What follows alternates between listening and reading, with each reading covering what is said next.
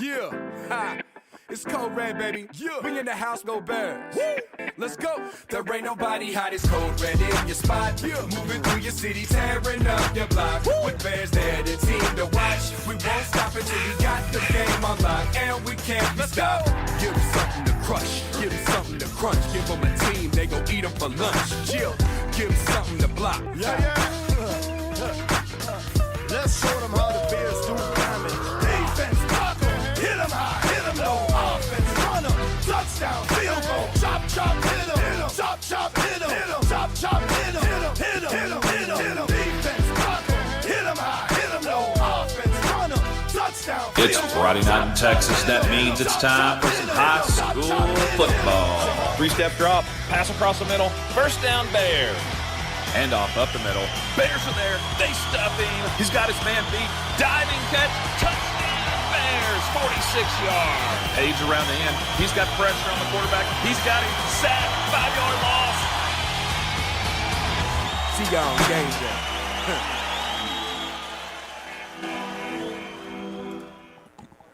It's Friday night in Texas, and that means it's time for some high school football. I'm your host, Donnie Foster.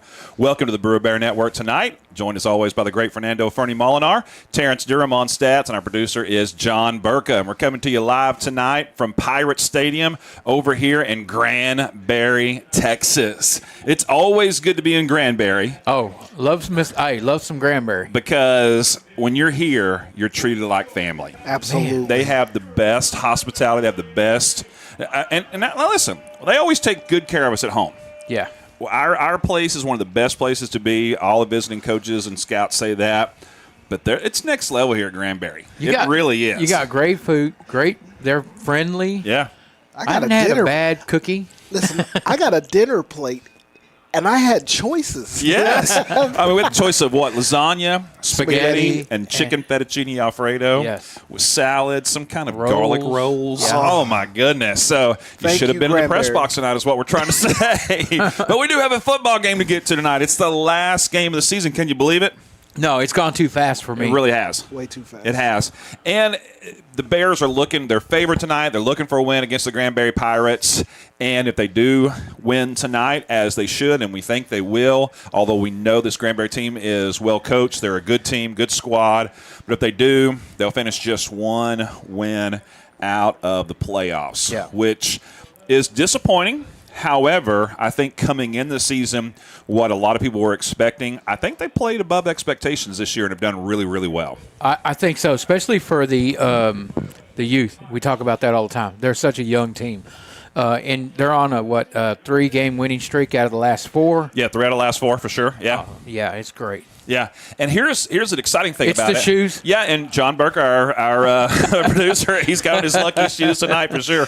But what's really cool about how things have gone over the last several weeks is just how well this young team has done and how they've gotten better each and every single game. Yeah, and the growth has been incredible. Yeah, and Terrence, you've been on stats, so you can speak to that as well as anybody. Yeah, absolutely. So that first game against Saginaw to now, it's like a completely different team. And I think if we played one team in particular at this point in the season, might be a different story, and this could be a playoff team. Yeah. The way they're playing now. But yeah, 1,200-plus yard passer, 1,300-plus yard rusher, a couple of 400-plus yard receivers. I mean, it's definitely a high-powered offense when they put things together. And yeah, to be as young as they are, they have a pretty bright future, I think. Yeah. Well, I wrote about it on our Facebook post this afternoon, but a couple of Bears have some big milestone statistics they can reach. Lucas Davis could possibly get that 1,500 yards rushing, which would be really, really cool. Passing. Passing. Yeah. And, of course, Cam Coleman, he comes in at 1,385 yards. Yep. Just less than 100 yards behind the leading rusher in the district. So if he has a monster game, he could lead the district in rushing. That's But he right. also has a chance to get to 1,500 yards rushing. And if he does that, it'll only be the second time that's happened in the last 20 years. That's an entire generation. That's Absolutely, incredible to absolutely. think about. Yeah, it's pretty exciting. All right, listen, we're getting excited for this one right here. The kickoff is coming up here in just a few moments. We'll take a break and be back right here on the BBN. One of the best innovations in my lifetime is the emergence of rehab facilities that help us recover after surgeries and medical procedures. Baylor Rehab Facilities are right here in our area and can be found through a simple Google search. The fine staff at Baylor is always ready to help you recover and get back to enjoying life at the fullest. Thank you, Baylor, for being an awesome part of our community.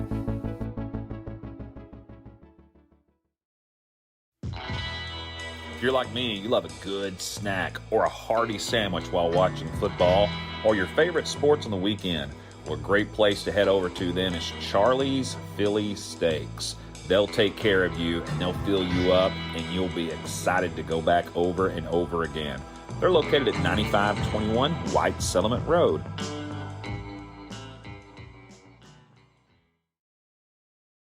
Something everyone appreciates is loyalty. We have two very loyal sponsors here on the Brewer Bear Network, and that's Chili's and EECU. Chili's Bar and Grill, located at 300 Clifford Street, one of the most popular places to eat and just hang out with your friends in the entire area. Head on over to Chili's and check out their fantastic menu and tell them you heard about them on the BBN. And of course, EECU, a fantastic credit union that takes care of all of your needs. They're located at 9350 Clifford Street.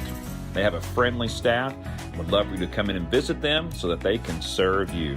Thank you, Chili's and EECU, two of our most loyal sponsors. So let's show them some loyalty and head on over and check out their services.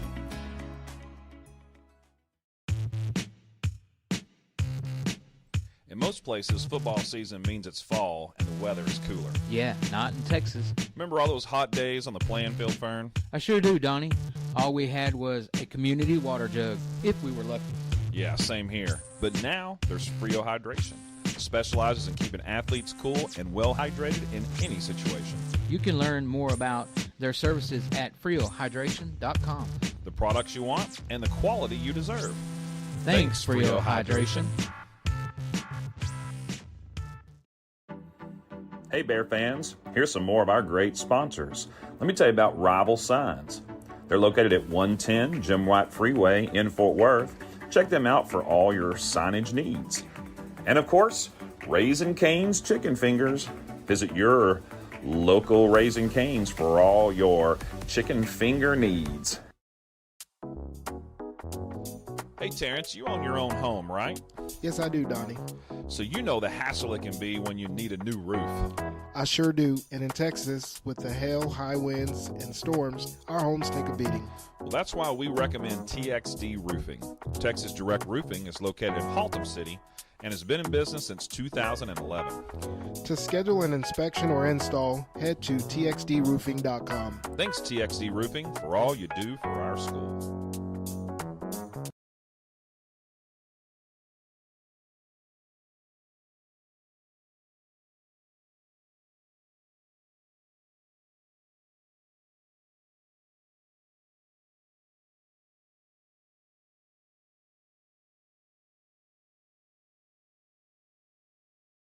Nice night in here for some Friday night football. It is. Boy, it got a little bit of wind, but it's dry after all the storms this afternoon. The Pirates will kick it medium deep field at about the 19-yard line, brought forward, and that's going to be down at about the 32-yard line. That's going to be Roberts, the number 10, the sophomore for the Bears on that run back. Mr. Devin Roberts. All right, so we are underway. Ready to roll. I'm going to say that we are on video. We're just going to let it roll tonight. And you're going to stare at the back of the guys' heads. All right. No problem. Hey, I'm glad I combed my hair today. I'm glad me too. got it styled this afternoon. And Terrence Molinar looks great. He's Doing good, Terrence. He's got the perfect hair for radio, no doubt about it. Here we go. Bears going to line up 4 wide receiver set. One tailback in the backfield along with Lucas Davis, your QB. Handoff goes to Coleman, right side, and he is going to have a big hole and power forward for a gain of about 8, maybe 9 on that one. That might be a sign of what we see tonight, you guys. Yes, and so we're going to talk a lot about the rushing tonight because Cam Coleman comes in here with an opportunity to make history. We mentioned that in the pregame, and we've got some more to discuss that here in a moment. On this 2nd and 2 play, Bears will line up trips right. That's 3 receivers to the right, 1 left.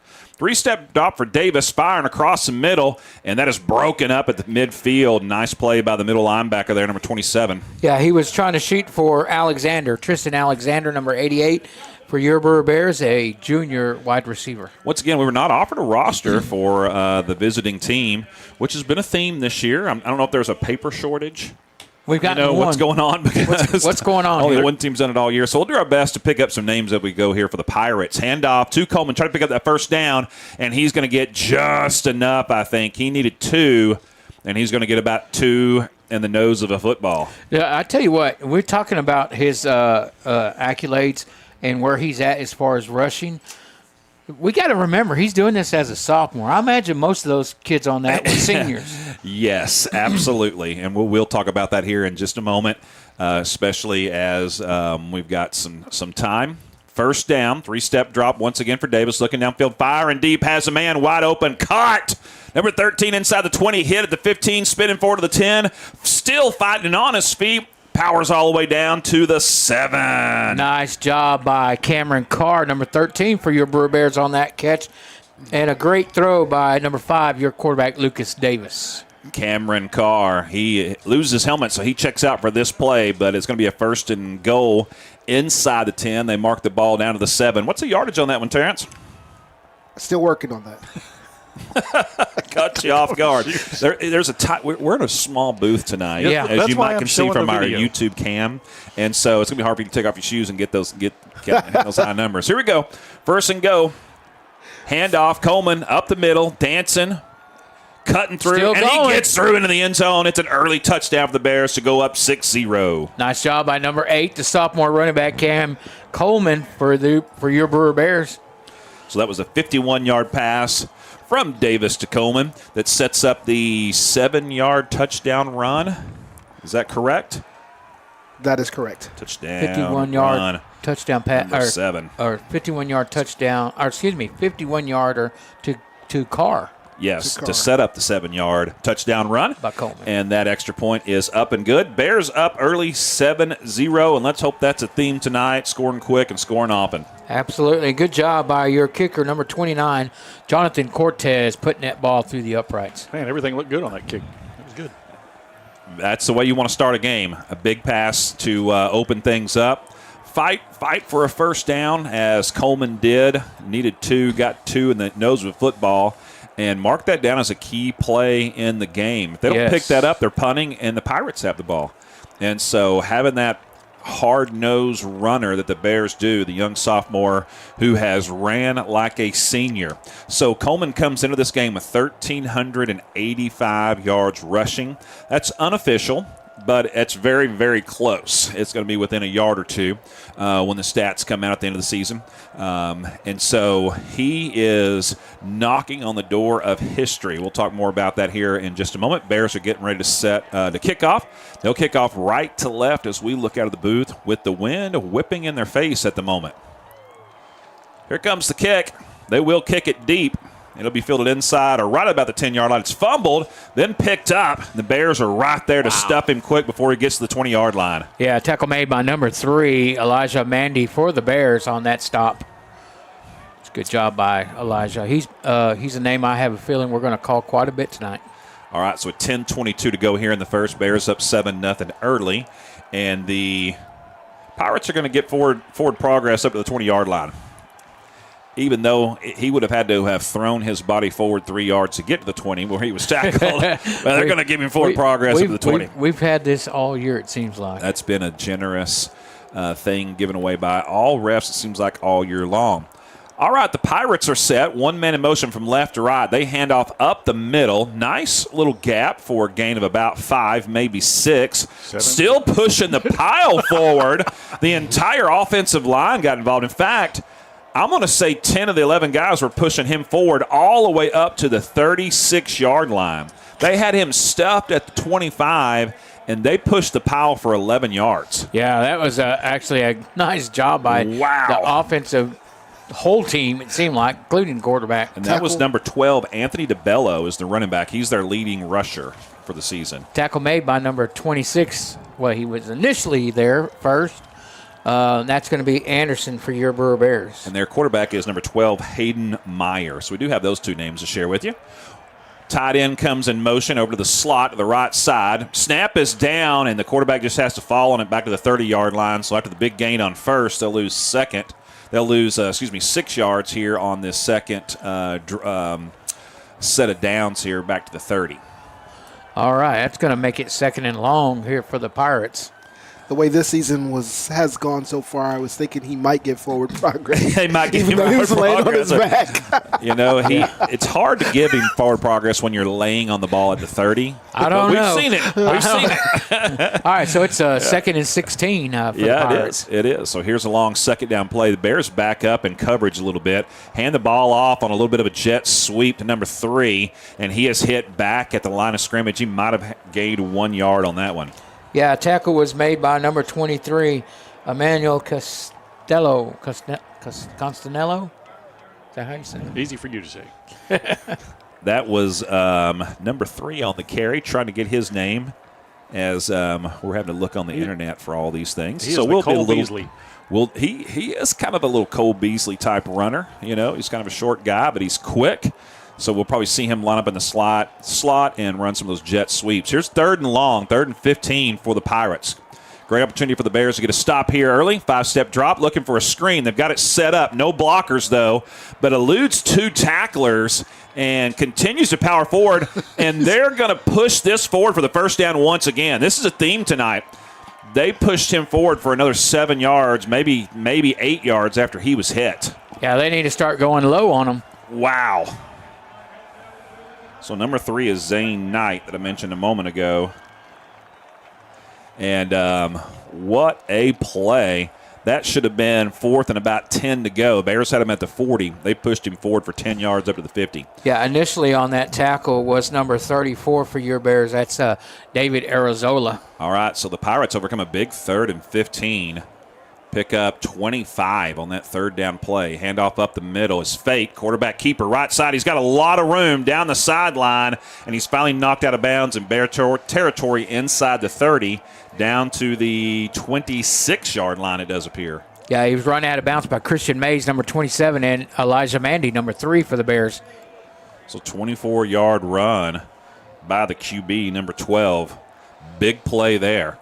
So the offensive line getting behind and pushing. That's something I think they've practiced, that they've worked on. Boy, it looks like it. They don't even hesitate to get over there. It's the high school version of the tush push, but it is the entire offensive line getting behind it.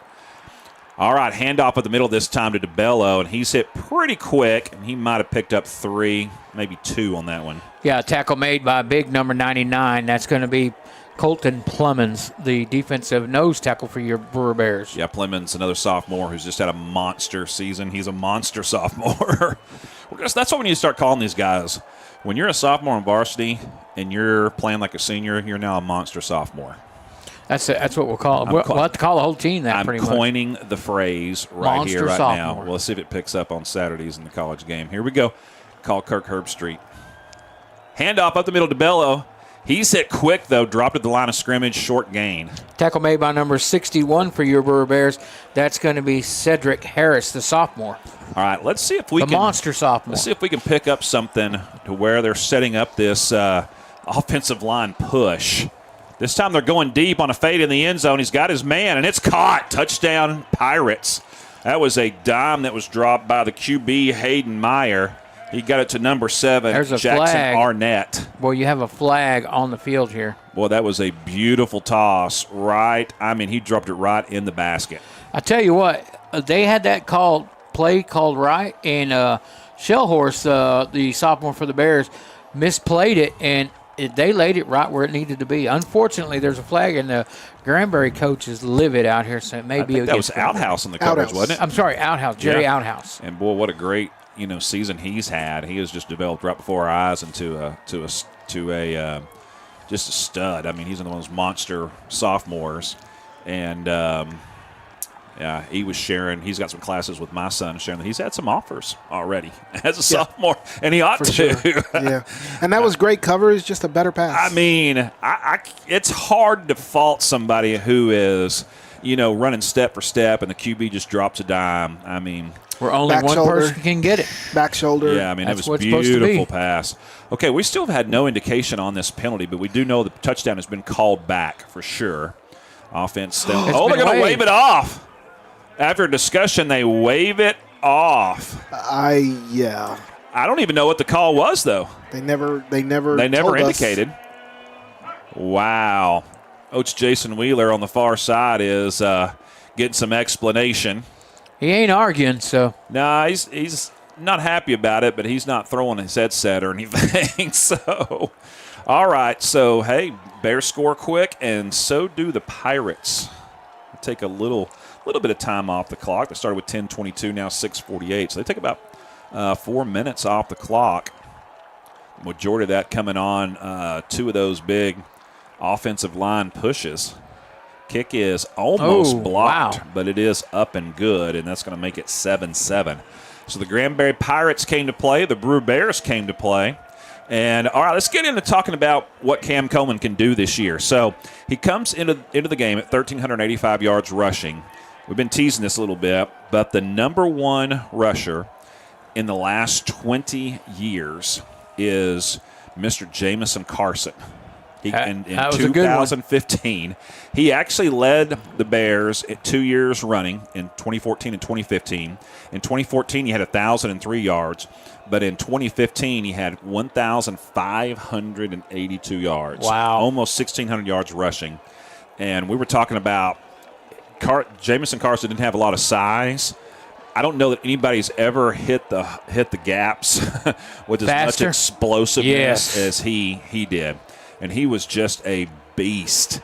And and he played varsity for 3 years. He played 13, 14, and 15, was the leading rusher in 14 and 15. And so that's who Cam is chasing. But again, Jamison Carson did that his senior year. And Coleman's only his sophomore year. Here's the kickoff from the Pirates, fielded at about the 15-yard line, returned up to about the 25. There's a little extracurricular going down on the field, but no flags come in. Oh, we got a flag down near the line of scrimmage from the kickoff. That ought to be illegal offsides or legal procedure, something like that.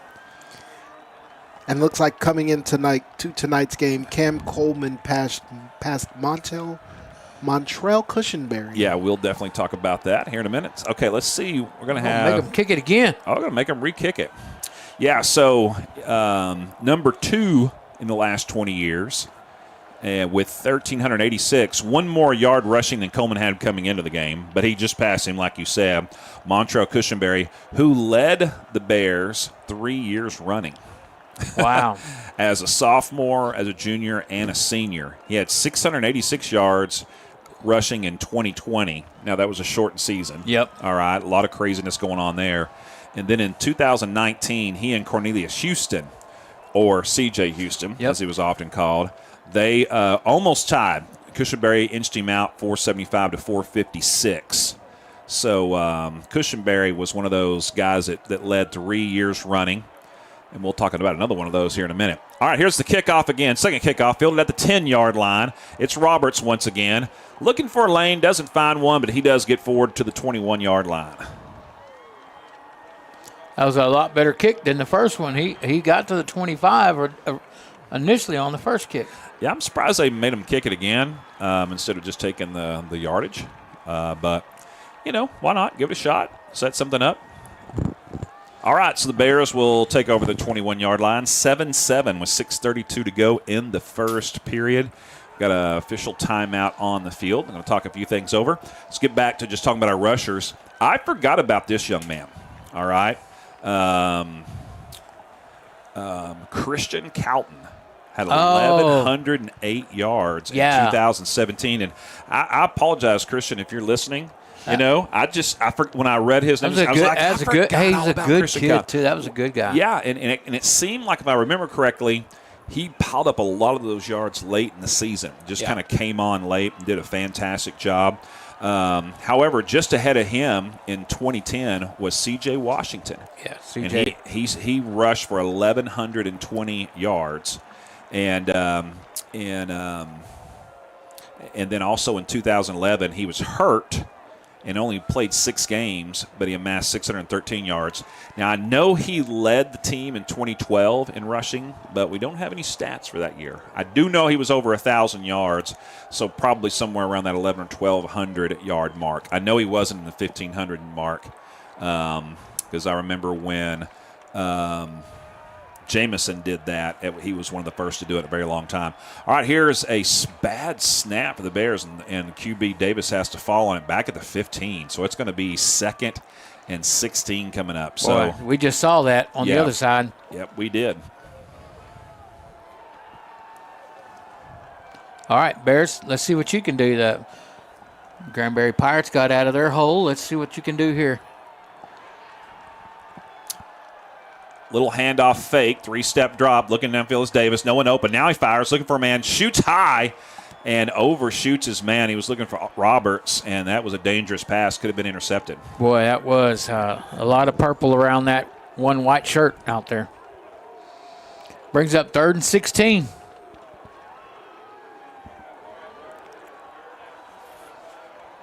So the touchdown that we thought was going to be canceled by the penalty was waived, tied the score up with 5:58 here to go. Bears facing a long 3rd down, 3-step drop for Davis, looking downfield, firing, and had a man. Did he hang on to it? No, Nope. He could not. He was shooting for number 88, Alexander, and he'd have been about a yard short of the first down, but doesn't come up with it. Boy, I tell you what, it's he's dropped some critical passes here last couple weeks. Yeah, we've seen him struggle with that a little bit for sure, and looking to see him improve as time goes by and getting into next year. Yep, we'll see him again next year. All right, so the Bears are forced to punt right on their own goal line. Snap is high but handled. Get it off. It's a good punt, and it is fielded and then fumbled at the Bear 43. Oh, and they got it back. The Pirates did get it back. A fair catch was called, then it was fumbled. And so, man, the Pirates are going to have fantastic field position. So the Bears go 3 and out. We had some friendly fire on our punter. Wiped out our punter there. Yeah, and he's hobbling off the field. That's not good. He got blocked. Our player got blocked into him, and he hit him with his leg up. So Yeah, because we don't have B.J. Clark to come in and punt for us this year, who could do everything. that's right. All right, 1st and 10 for the Pirates in Bears territory at the 43-yard line. Going to get a false start. Yep, you're going to bring that back a little bit. Big number 75, I think, the right tackle. Yeah. On that side, as the starting tailback, DeBello, came in motion from the slot, kind of lined up in the H-back position. And he got to leaning and couldn't stop the lean. yeah, I think it kind of startled big number 75 there. All right, they'll line up the same formation, though, 1st and 15. Now DeBello will come in motion. He'll get set. Bears are showing blitz. Here they come, handoff up the middle. Bears hit him at the line of scrimmage, but he's still able to pick up a yard, maybe 2. Yeah, it's a good job by the Bears. Different tailback in there now, number 32. We'll try to get a number for him here for the Pirates. Tackle made by number 26 for your Brewer Bears. That's going to be Anderson. All right, so it'll be 2nd and about, what is that, 13 to go, guys? Yeah, it's about 13. Yeah, so number 32, that is going to be Archer. He is the 3rd leading rusher for the Pirates coming into the game. Gage Archer. Snap is low but handled.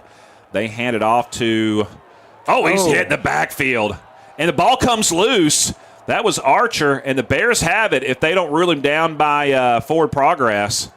No indication yet. I think they're going to rule him down and give him tremendous forward progress. And that's a horrible call. He because never got to the 50. Not only that, they've allowed them to continue fighting and pushing the entire game. So how do you – and where they spotted the ball. Yeah, if you're not going to stop forward progress and all those pushes, you can't do it on that one. So it's going to be 3rd and about 15 to go. Should have been a fumble. Should be Bears ball. But it's all the way back to the 47-yard line. 3-step drop, quick toss, caught, but the Bears bring him down before the first down yardage is gained, but he's all the way up to the 37.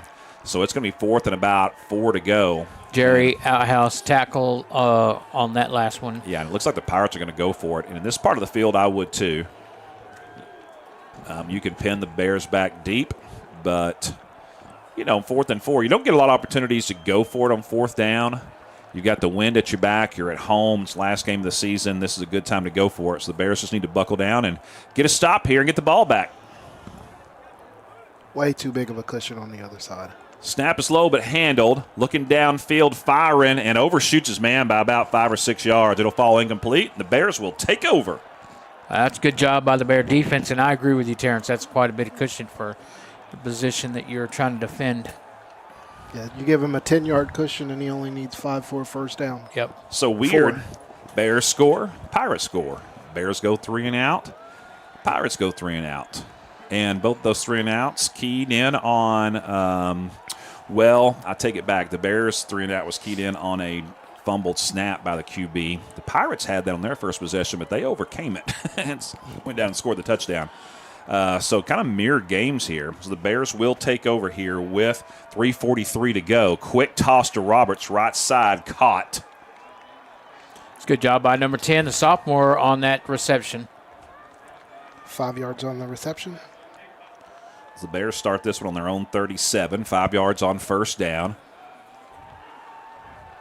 Roberts and on the catch, he's split out in the slot on the right side. Handoff goes to Coleman up the middle, dancing. He is hit quick though and dropped after a short gain of about 2. Yeah, it looks like he got 2 out of it. Good job by number 8, sophomore Cam Coleman.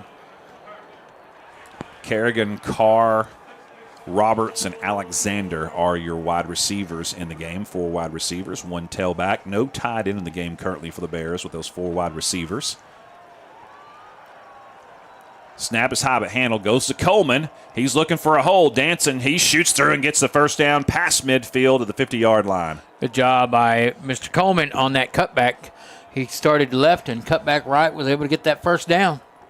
6 yards on the run. Yeah, needed 2 and got 6. And, boy, he was just a master at finding that hole. That shows such great vision. All right, same formation for the Bears. 5-step drop this time. Rolling out to his left is Davis looking downfield. Just has to throw it away. He's under pressure. And he took a hit by big number 45. But he's okay. It's a good job. That's the difference in this young man from the first game to now. Yeah, rolling out of that pocket, throwing that ball away. Throwing it away, getting it out yards. Past the line of scrimmage and saving himself for another play. Big number 45, the middle linebacker. He's a hoss. He is corn-fed, man. He's a big old boy. Handoff, Coleman, right side. He's got some room, bounces to the outside, down the sideline, makes another guy miss, cuts back inside to the 27-yard line. Nice run by number 8, the sophomore. He got him a ton on that last one. He gets all the way to the 28 on that one. 18 yards on the carry. They got him marked back to the... He's on the 28. That's about where he went down. Yep. All right, here comes the first down play. Davis looking downfield, firing into the end zone, has a man. Roberts overshoots him, but he was grabbed right as he stuck his hands out for the ball. No call on that one. Yeah, he kind of had a good angle on the receiver, but the ball was thrown a little behind him. And you're right. As soon as he cut back to the ball, he got grabbed. Yeah, number 11 grabbed him and impeded him just a little bit, but the ref was kind of looking up at the ball. It was kind of the last second. So number 11 got away with one there. 2nd and 10 for the Bears. Trips left, 1 right. Handoff Coleman, right side, trying to get him round right in. He does, but he's going to be forced out of bounds. Oh, man. And takes a hard fall over there, but he's forced out at the 31. So it's going to be 3rd and about 7 for the Bears here on this one? 3rd and about 7, it looks like. All right. And these linebackers, I'm impressed with them for the Pirates. They're kind of running a 3-4 defense, 3 down linemen, 4 linebackers, kind of 3 linebackers and bringing that safety up maybe into a linebacker position. So they're really trying to fill all those gaps that Coleman's used to having. Big 3rd down play, 3-step drop. Davis fires, has a man. Overshot him.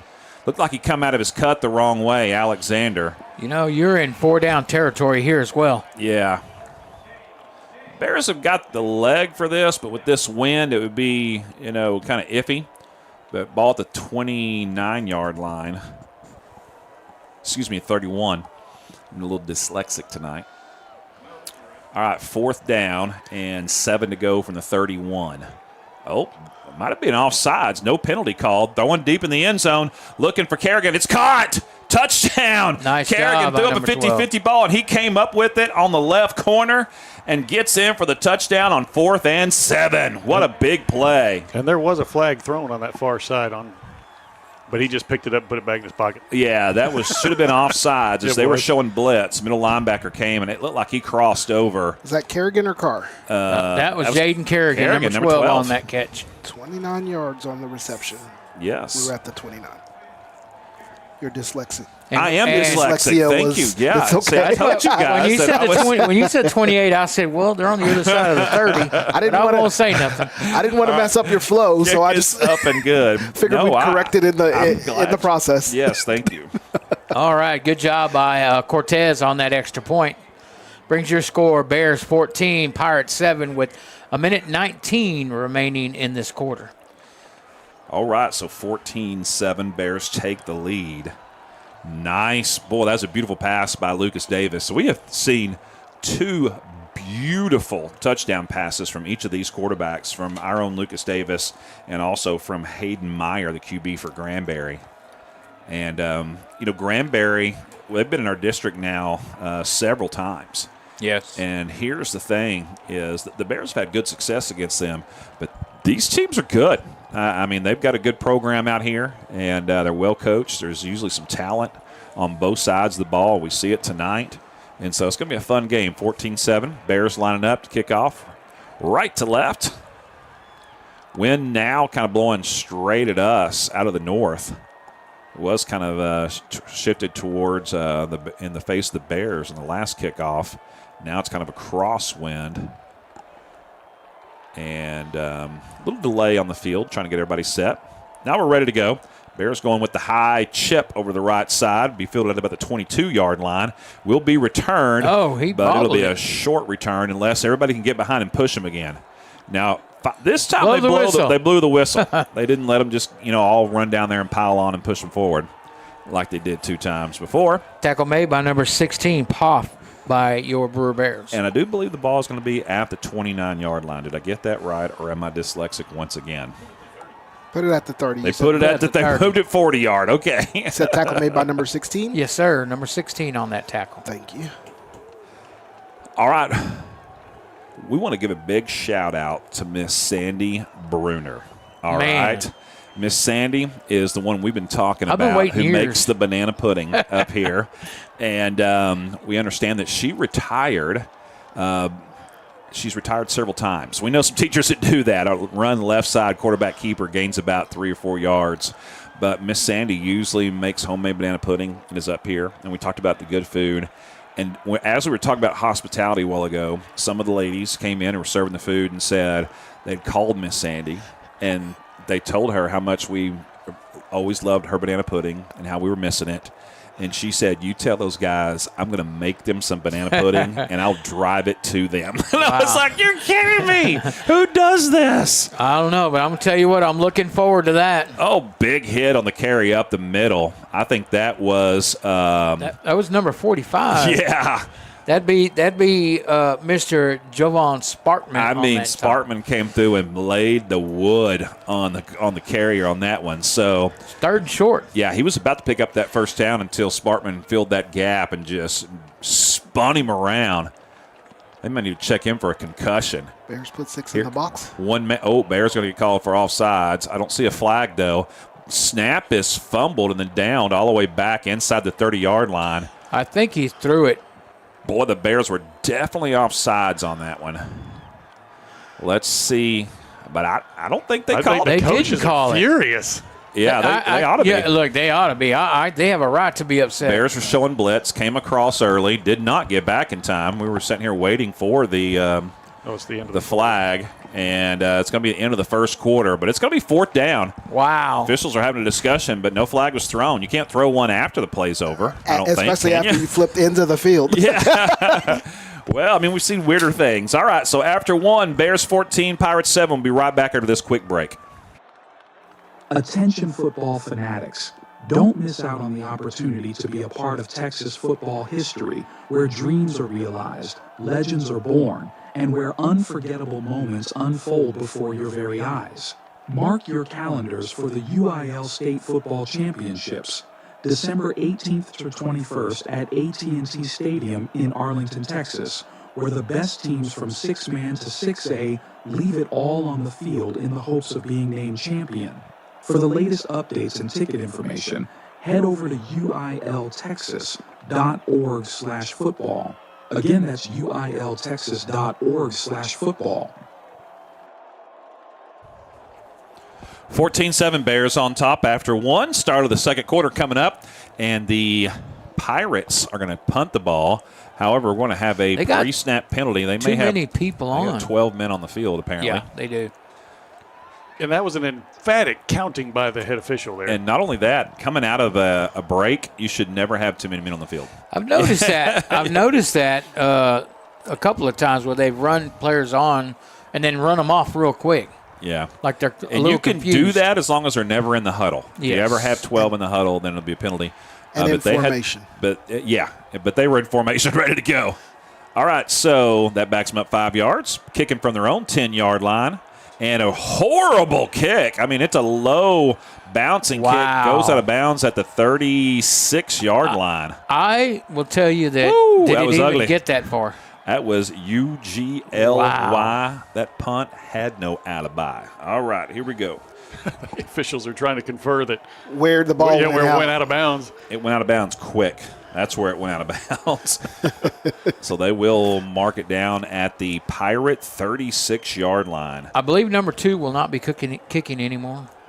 He did have pressure in his face. Bears got a guy back Number there. 26, Anderson. Bears line up, trips left, one right, one tailback. Still Coleman back there. Handoff goes to him up the middle, bounces the outside. He's drugged down from behind by big number 45 that we've mentioned earlier. I tell you, I'm impressed with big number 45. All their linebackers, they got good size for the linebackers and good speed. You don't see too many middle linebackers that look like middle linebackers anymore. It's usually kind of a defensive lineman that's a little oversized, or maybe it's a safety they bring up. This guy's a true Mike, the middle linebacker. The old Buzz. Yes. I mean, he has got the vibe going. You can just feel it. 2nd and 7 for the Bears. 3-step drop. Davis firing in the slot. Caught on a nice little slant in the zone. And great job by Kerrigan to get the ball at the 20-yard line. Yeah, good job by the junior, number 12, Jaden Kerrigan, your receiver. And Kerrigan has had himself an incredible season. He's having a fantastic night tonight. It's going to be good to see him again next year. Yeah. He and Carr really have been going back and forth as to who you would say is the number 1 receiver this year for the Bears. First down, ball to 20, handoff Coleman, bounces to the outside, hit, and he's going to gain maybe 1 on that one. Great job defensively by the Pirates. Yeah, they had blocked. He had come right initially, and they had stuffed that hole completely, and he just cut it back and got what he could out of it. Yeah. We're going to find out who number 45 is. He's playing such a good game, and I know he's playing for the opposition, but he deserves to have his name called. That guy's having himself an incredible game. All right, here comes a 3-step drop, 2nd and 10. Looking downfield, Davis has a man diving across the middle. They reel it a catch. It's Kerrigan, and it's caught inside the 5 to the 4. That's going to be another first down. 1st and goal, ball at the 4-yard line for the Bears. Good job by number 12 on that reception for your Brewer Bears. And they're going with tempo here, going to try to line up quick and snap the ball before the Pirates can get set. Now they kind of slow down a little bit. 15 yards on the reception by number 12. Number 12, Kerrigan. All right, here comes the first down play inside the 5 at the 4. Handoff, Coleman dancing, powering forward. He dives. I think he's going to be down at the 1. Yeah, Coleman, quick handoff up the middle, gets to the 1-yard line. Be 2nd and goal for your Brewer Bears. So he'll pick up 3 on that. It's going to bring his total for the season up to 1,438. Closing in on 1,500. We're hoping he gets there. And he should, based on the pace that he's keeping here early in the game. All right, 2nd down. Ball at the 1. 1 man in motion. Handoff. High snap. Davis is going to take off and run, and I think he's going to get in the end zone for the touchdown. There's a flag. We do have a flag that comes in from the back judge, and that may be a holding. Yeah, it's holding against the Bears. And it's kind of a busted play because the snap was high. It was juggled by Davis. He wanted to hand it off to Coleman, but just took off around right end. And all that confusion, a hold took place. And sometimes that happens. So instead of a touchdown, it's going to be 2nd and goal all the way back to the 11.5-yard line. Yeah, that's not, you want to eliminate those, especially when you're right at that goal line. Right. Good thing is you got a few plays here to right the ship.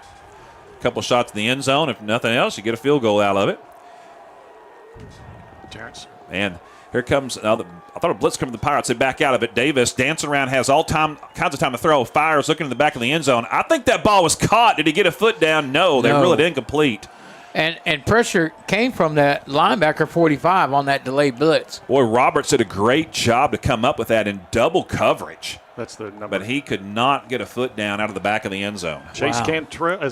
Chase Cantrell is number 45 for the Pirates. All right, Cantrell. I got to write that down. Chase Cantrell, number 45. Chase Junior. Yes, he is dominating. He can chase, that is for sure. What's third and down and goal from the 11. Bears with trips right, 1 left. Coleman still in the backfield with Davis.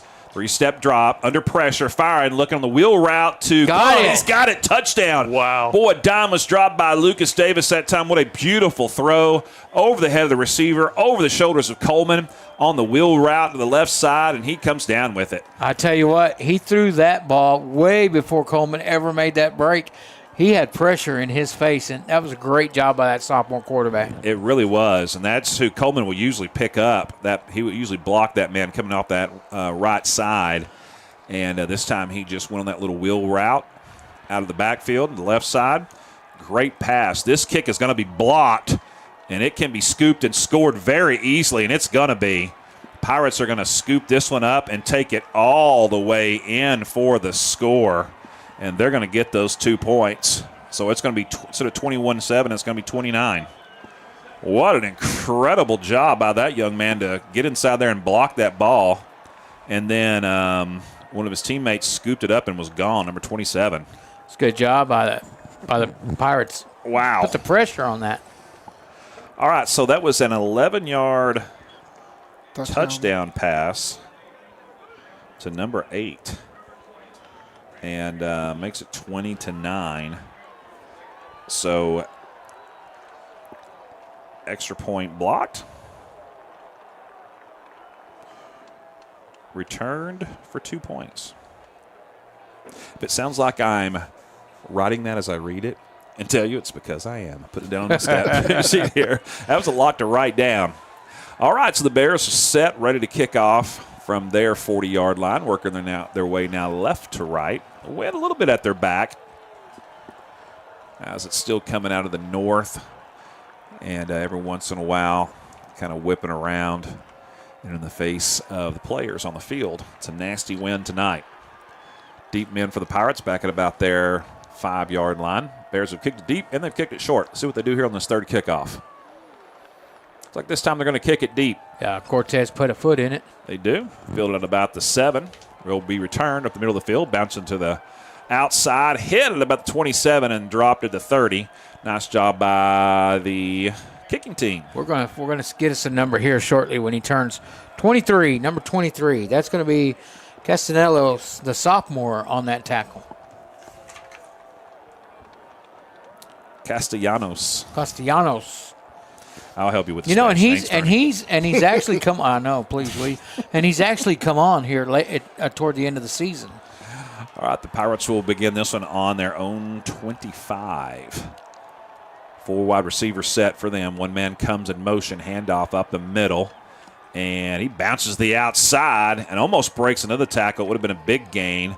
Should have been no gain, but makes something out of nothing there and gains 2 yards. Tackle made by number 3, Elijah Mandy, for your Brewer Bears. Mandy said, "That's enough of that. We're not doing any more of that tush push." Good solid tackle. All right, so 2nd down and about 8 to go for the Pirates. They'll line up 3 wide receivers to the right, 1 left. One man now comes from motion to the right to the left.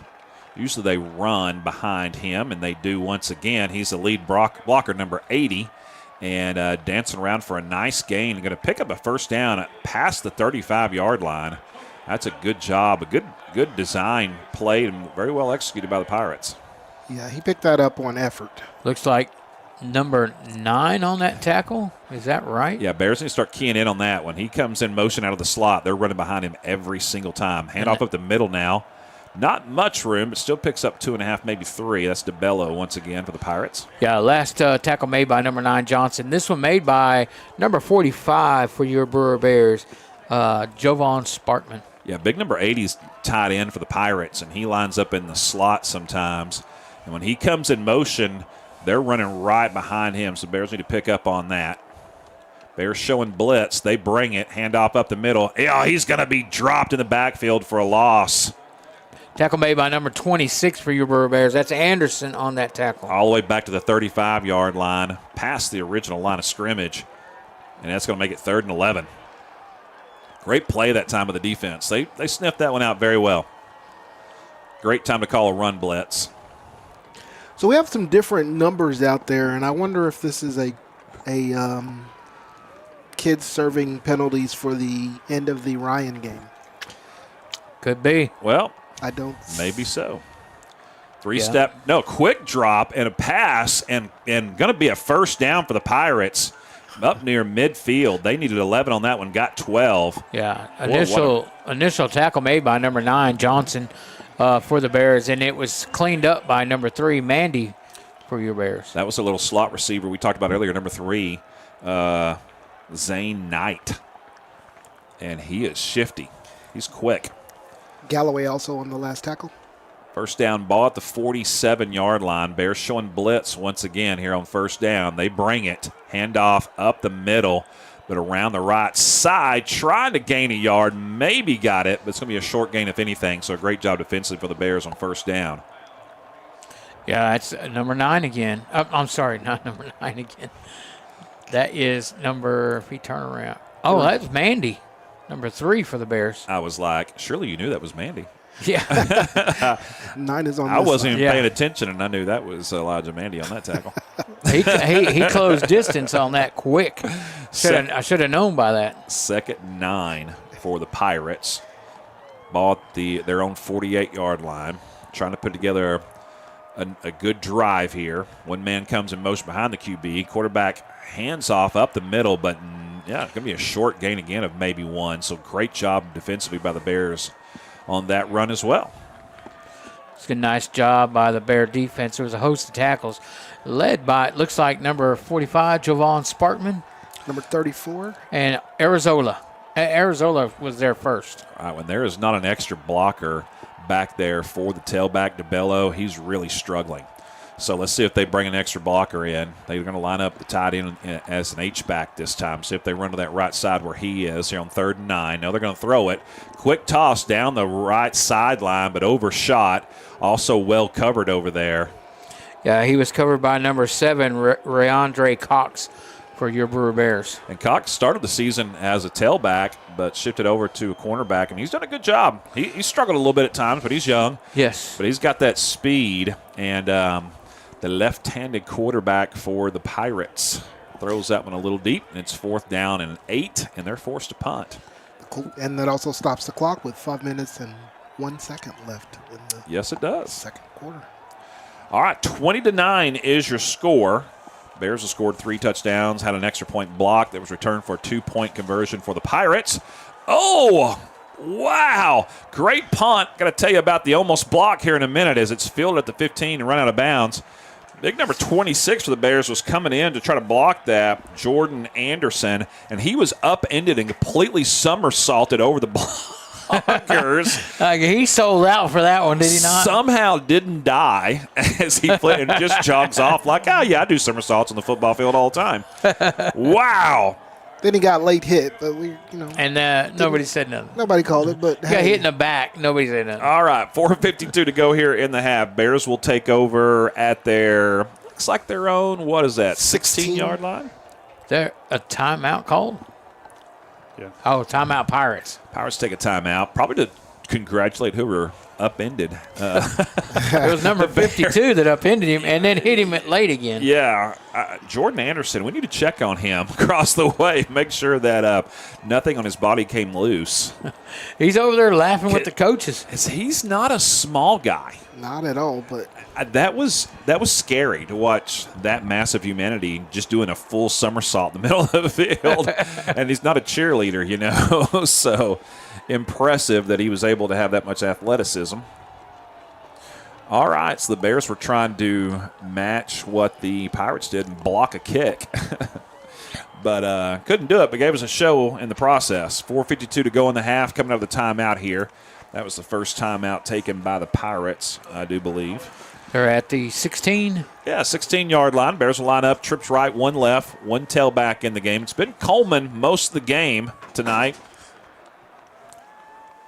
Carr comes in motion. He takes it on the jet sweep, and he's going to pick up about 8 or 9. They could have called a face mask there, and they didn't. I think he put his hand up there, and instead of grabbing it, he pulled it back in time.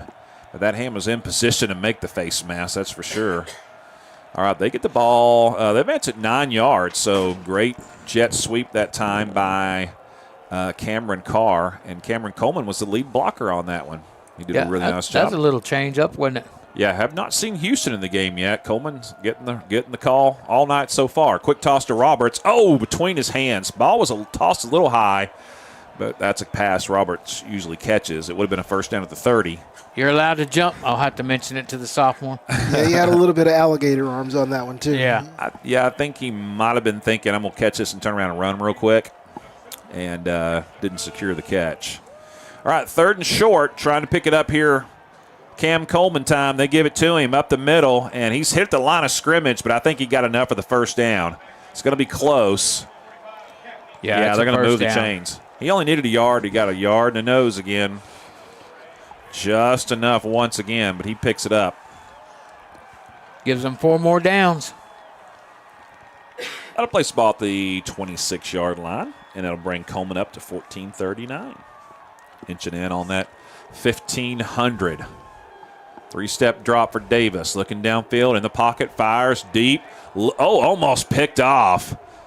Safety came over well into coverage on that one on Cameron Carr.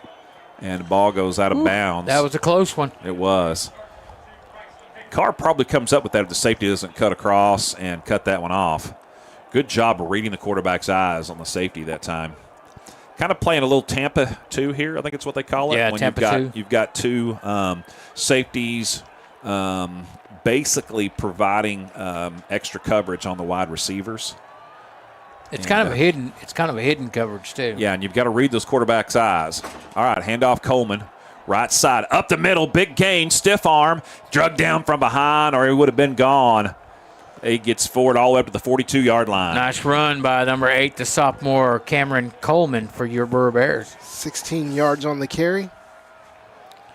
Man, he is just – they need to pound that rock to him every time. We haven't had many shoestring tackles lately. Not tonight, but that one definitely was. First down, ball at the 42. Blitz coming. Bears pick it up. Through the middle goes Coleman. Another big gain. First down. He breaks free. Left side. Cuts back inside. Outside. Inside again. All the way inside the 25-yard line. They'll mark him down right there. Nice run. Once again by number 8, the sophomore Coleman on that run. 33 yards. 25 plus 8. 33 yards. Wow, nice job there. Woo! 1,488 on the season, 12 more to break that 1,500 mark. May be on his way to elite territory here in Bears history. Handoff to Coleman after a high snap. He is going to be tackled from behind, but he dives forward for a gain of about 4. I tell you, he saved a fumble there. That ball was snapped. High snap. Between him and the quarterback, and he just grabbed it and ran. Yeah. And high, you're right. Yeah, it was scary there for a moment, but Coleman showing off his athletic ability once again. 1,492. Counting it down, 8 more to go. Second down and about 7 for the Bears. This time it goes directly to Coleman again, and he dances around, powers forward, tries to break a tackle but can't do it, but he still picks up another 3 to the 20. You got a timeout with injury. It looks like an injured defensive lineman for the Pirates. There's a Pirate down. You know, it's hard not to break into some of the Pirate anecdotes and jokes when you're playing. I'm holding off. Definitely don't want to do it when someone's hurt. And it looks like the young man that's okay. They're just tending to him, making sure it's not anything too serious. Ball at the 20-yard line for the Bears will be 3rd and about 4. I will say that you guys need to behave yourself because the boss is in the village. Who's here? Bruce Springsteen's here? Boy, I tell you what, I felt like a presence behind me. I wasn't sure what it was. Didn't know we had an audience tonight. It was All right. It was Ferguson. That's what it was. Favoring the left shoulder, big defensive lineman for the Pirates, and he's walking off under his own power. But Don't want to see anybody hurt. You know, it's one of those things that young men, they're out there because they want to be, not because they have he's to got be. some size. That's going to hurt them for sure on the line. And that when you run a 3-4, 3-down lineman, you've got to have some size on the line. You know what? He reminds me of a lineman we used to have. He had a lot of girth. His name was Frank Molinar. They brought in their tight end number 80 to play left guard in the 3-4 or right guard that time. Yeah. All right, short run that time by Coleman. He picks up a couple. And so it's going to be 3rd and about 1.5 yards, maybe 2. Yeah, 3rd and 2. All right. And the countdown is still on. Fern, he was about as big as Troy Proctor. But that shows you how good of a blocker number 80 is, their tight end. If they'll bring him in as the backup, right tackle in that 3-4, it shows that he's got some power. Okay, Bears going forward to 4th down now. 4th and about 1.5 yards to go. And we're going to get a timeout called by the Pirates. I believe that's Granbury. Yeah, Granbury. That's their second timeout. They were a little nervous as what the Bears were going to do there. The coach ran a long way to get down there to that official. 1,498 yards total for the season with Cam Coleman, closing in on 1,500. And as we mentioned earlier, Jamison Carson with 1,582 back in 2015. So it's about 84 yards shy of being the number 1 rusher in the last 20 years. And look at the rain come down now. It is football weather. It is coming down and now let's just run that ball. Hey, yeah, we need. Good, nice slop. If only this field was muddy. If it was real grass, it would be some real football. Hadn't seen that since late 90s. We've played maybe on 2 or 3 fields of real grass in the 13 years that I've been calling games. It's been just a handful through the years. All right, here we go. 4th down, 1.5 yards to go for the Bears. This is usually Cam Coleman time. Just let him find a little seam. Got a tight end on the left. Let's see if they go that direction. They do. And he's hit immediately. Yeah, he didn't get to the line of scrimmage, did he? Did not get it. So the Pirates did a good job, and they keyed in on where those extra blockers were and blitzed that gap. Shut him down. So Bears will turn it over on downs. And he actually lost a yard on that run. Which puts him back at 1497. All right, 1:47 to go. What the Bears need to do here is just hold on. Don't give up a touchdown late. That's the last thing you want to do in this situation for sure. I tell you, I don't know. I see Jovan Sparkman so excited to be out in the rain playing, but I want to say that Plummins was more excited than anybody to be out I think there. Plummins is excited anytime you can get out there and just run over some people. Handoff inside, a little bit of a hole, but then hit quickly. Yeah, that's number 45, Jovan Sparkman on that tackle for your Brewer Bears. Helped out by Mandy once again. All right, short gain on 1st down. It's going to be 2nd and about 9 for the Pirates. 1:30 and counting here in the half. Speaking of 9, it's the number of tackles that Mandy has had in this first half. Wow. 9. 9. Wow. Good He's job double by- digits in the first half. I think he did that once earlier in the season where he hit double digits in a half, and that's impressive. That's good. Hey, that's what you call leadership from that senior right there. 2nd and 9 here for the Pirates. 4 wide receivers. One comes in motion. They love to run behind that guy. Bears are watching for it. They're pointing. Now they back out of it. 3-step drop. In trouble. Running. Going to have to throw this one downfield. Going to be caught by the tailback out of the backfield. Just kind of the 50-50 ball that he threw up. But, man, what a great job. And then a flag comes in really late. Yeah, they got some little extra pushing and shoving. We'll see what they call here. Well, that was a great catch by DeBello and a great job by Meyer for the Pirates just to get that one away under hot pursuit back inside his 10-yard line. He's lucky he was coming to the left. I mean, he's left-handed quarterback, so he had it to his advantage. You're right about that. All right. This is probably going to go both ways. I'm checking, trying to read what they're going to tell us here. The ref looks like he's ready to mark the yardage off against the Pirates. When he's holding it and facing that way, that's usually the indication. And he's trying to keep it dry like an egg. Yeah. Should be, they're going over to talk to Brewer. So there's a chance that either it's offsetting or it's against the Pirates. It's both, they're both offset. Unsportsmanlike. There's been a little extracurricular blocking, after the plays, some pushing. That's kind of what the play you're going to get, initially. It's just not a blatant one-sided. Usually there are two of them a little heated. Yeah. All right, motion's got the best of them, but it's offsetting. No harm, offsetting fouls. Is that the phrase? Is that what we're looking for there? No harm, no foul. Except for it did stop the clock. They should wind the clock. These are actual 15, eliminated another 15. All right, first down, ball at the 31. Trying to set up a screen. They've got it.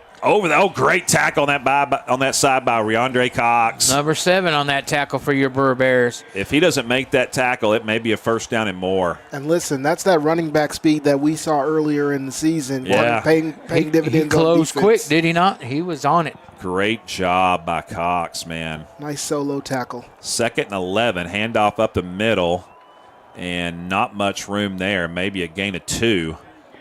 Great gain tackle over on the far left side by the Bears. It's just a host of Bears there. Let's see. Harris. Number 61, Harris for your Brewer Bears. Good job by that sophomore. All right, make it 3rd and 8. The clock's rolling with 10 seconds left. Yeah, they better hurry up and snap this one. They might just be satisfied here to go into half and not run into the play, and they are. So at the half, it's going to be 20-9, Bears up on top. And during halftime, we'll let you listen to some of our sponsors. We'll be back in just a little bit to talk more about this historic season for Cameron Coleman. And also closing on a milestone as well is Lucas Davis. And we'll talk more about that in the second half. Thanks for joining us here on the BBN. We'll be back in just a little bit.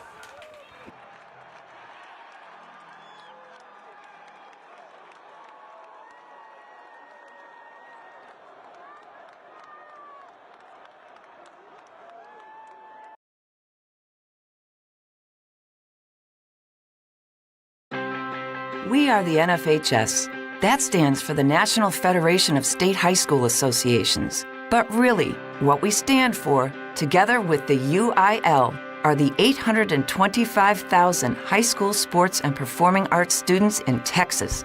And so, we stand.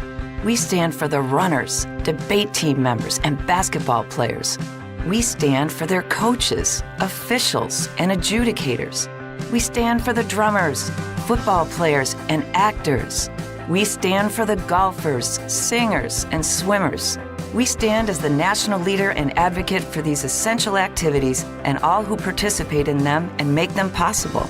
Because it is our purpose to ensure that high school students get to play, perform, and compete together. To learn more about who we are and what we stand for, visit nfhs.org. If you're like me, you love a good snack or a hearty sandwich while watching football or your favorite sports on the weekend. Well, a great place to head over to then is Charlie's Philly Steaks. They'll take care of you and they'll fill you up and you'll be excited to go back over and over again. They're located at 9521 White Settlement Road.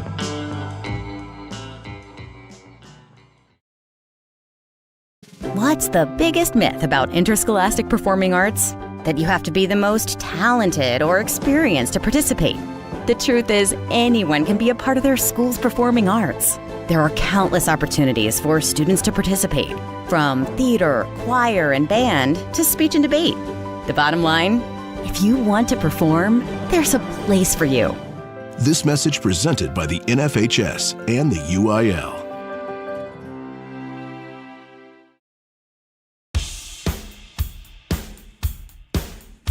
It's halftime on the BBN. I'm your host, Donnie Foster. We want to thank you for listening. Now, during halftime, we are playing ads from all of our sponsors. These local businesses and organizations make this broadcast possible. So take note of each business and organization and be sure to visit them soon. When you do, let them know you appreciate their involvement in Brewer High School and our community. If you would like to become a sponsor, well, there are many ways to get involved. Just send us a message through one of our social media accounts, and we will help you join the team. Go Bears! All right, folks, let's get started. Parents, thanks for coming. As many of you know, I'm Coach Mather. Tonight I want to talk about the season, of which I only have one expectation, that everybody gets stronger. When I say get stronger, I'm not referring solely to physical strength. Sure, we'll be in the weight room, we'll be running stairs, but we're also going to focus on developing mental toughness and grit, because those are the characteristics that allow us to achieve greatness both on and off the court. So, how do we develop those things? By getting comfortable with a challenge, by cultivating the confidence necessary to overcome adversity in all forms. That's why I coach. That's my purpose. Every member of this team can lean on me, and I'll teach them how they can lean on themselves and each other. This message presented by the UIL and the Texas High School Athletic Directors Association. One of the best innovations in my lifetime is the emergence of rehab facilities that help us recover after surgeries and medical procedures. Baylor Rehab Facilities are right here in our area and can be found through a simple Google search. The fine staff at Baylor is always ready to help you recover and get back to enjoying life at the fullest. Thank you, Baylor, for being an awesome part of our community.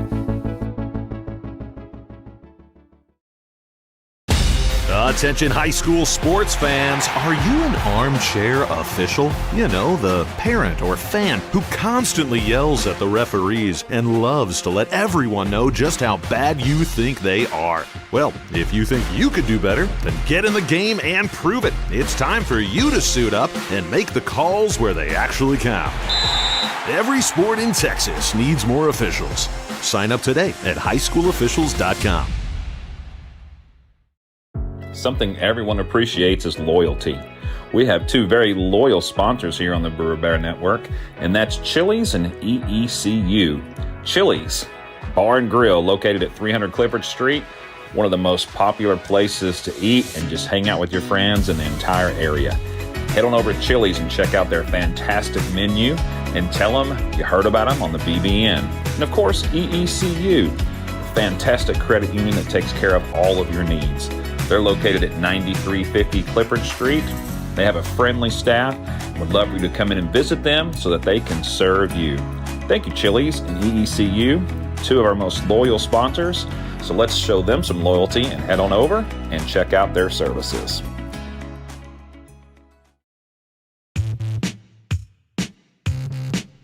In most places, football season means it's fall and the weather is cooler. Yeah, not in Texas. Remember all those hot days on the playing field, Fern? I sure do, Donnie. All we had was a community water jug, if we were lucky. Yeah, same here. But now there's Frio Hydration. It specializes in keeping athletes cool and well hydrated in any situation. You can learn more about their services at friohydration.com. The products you want and the quality you deserve. Thanks Frio Hydration.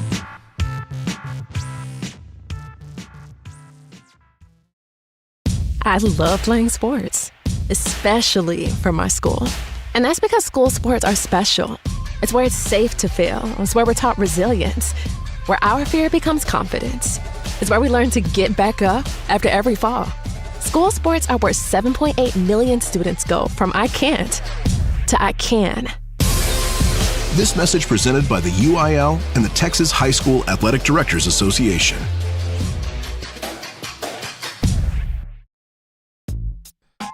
Terrence, now that we're getting older, I prefer to say we're getting wiser. Hey, I like that. Anyway, now that we are wiser, what's a good option for delicious but healthy eating? It's got to be Jason's Deli. They have everything from amazing sandwiches to delectable salads. Okay, well, we need to get over there for lunch real soon. Let's do it. The closest location is at 6244 Camp Louis Boulevard. There are also many locations in the area, so head on over and do your old, wiser body a favor. School sports are played by humans, coached by humans, and officiated by humans. So the next time you're sitting in the stands at a school athletic event, please remember this and maintain your humanity, especially when it comes to judging and critiquing athletes, coaches, and officials. Please show your fellow humans some respect. They'll appreciate your empathy. This message presented by the UIL and the Texas High School Athletic Directors Association. If your business or restaurant is in need of fresh produce, then you're going to want to visit premierproduce.com and learn about all the great services provided by Premier Produce. They're located at 8125 Western Hills Boulevard in Fort Worth. Check them out for all of your produce needs.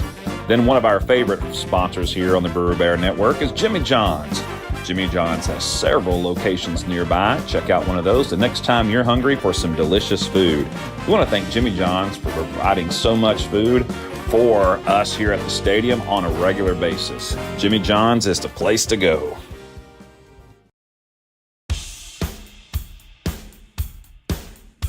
It's halftime on the BBN. I'm your host, Donnie Foster. We want to thank you for listening. Now, during halftime, we are playing ads from all of our sponsors.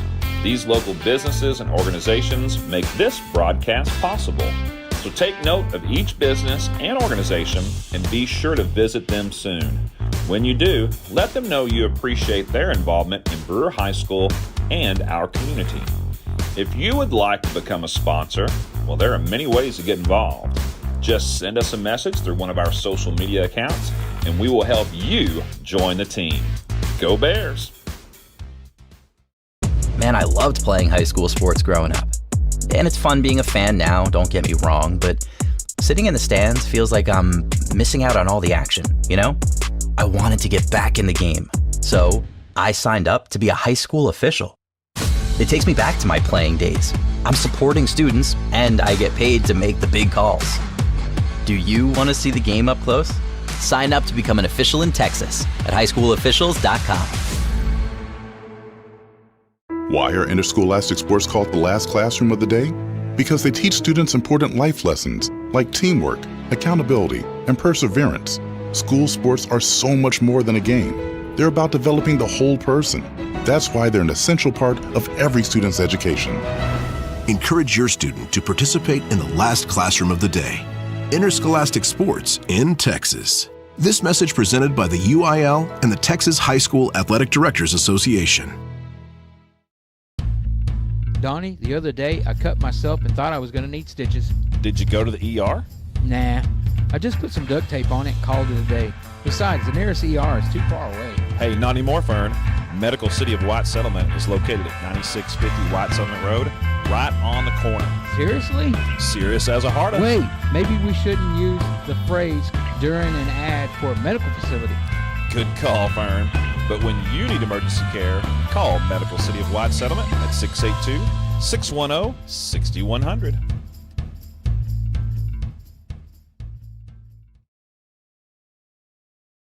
Thanks for joining us here on the BBN. There are several ways to keep up with us here at the Brewer Bear Network. First of all, you can like us on Facebook. Just do a simple search for Brewer Bear Network and you'll find us. Hit the like button, and that's a great way to stay connected. Also, we have an account on Instagram. Same thing, just search for Brewer Bear Network and follow us there, and we'll keep you up to date on all things Brewer Bear athletics. Thanks again for joining us. We appreciate you. Have you noticed bad behavior has become normalized at interscholastic athletic events? Some fans seem angry. They lack civility toward one another. Some even get aggressive and unruly. Time out! What is going on? This has to stop. Let's not forget, school sports aren't just about winning. And they're definitely not an excuse to take your frustrations out on the official or the opponent. They're about teaching lessons like perseverance, respect, and empathy, so students can learn and grow as people, not just as players. We all have a role to play in setting a good example for our students and teaching them these important values. So fans, it's time to step up your game and behave positively at interscholastic athletic events in Texas. This message presented by the UIL and the Texas High School Athletic Directors Association.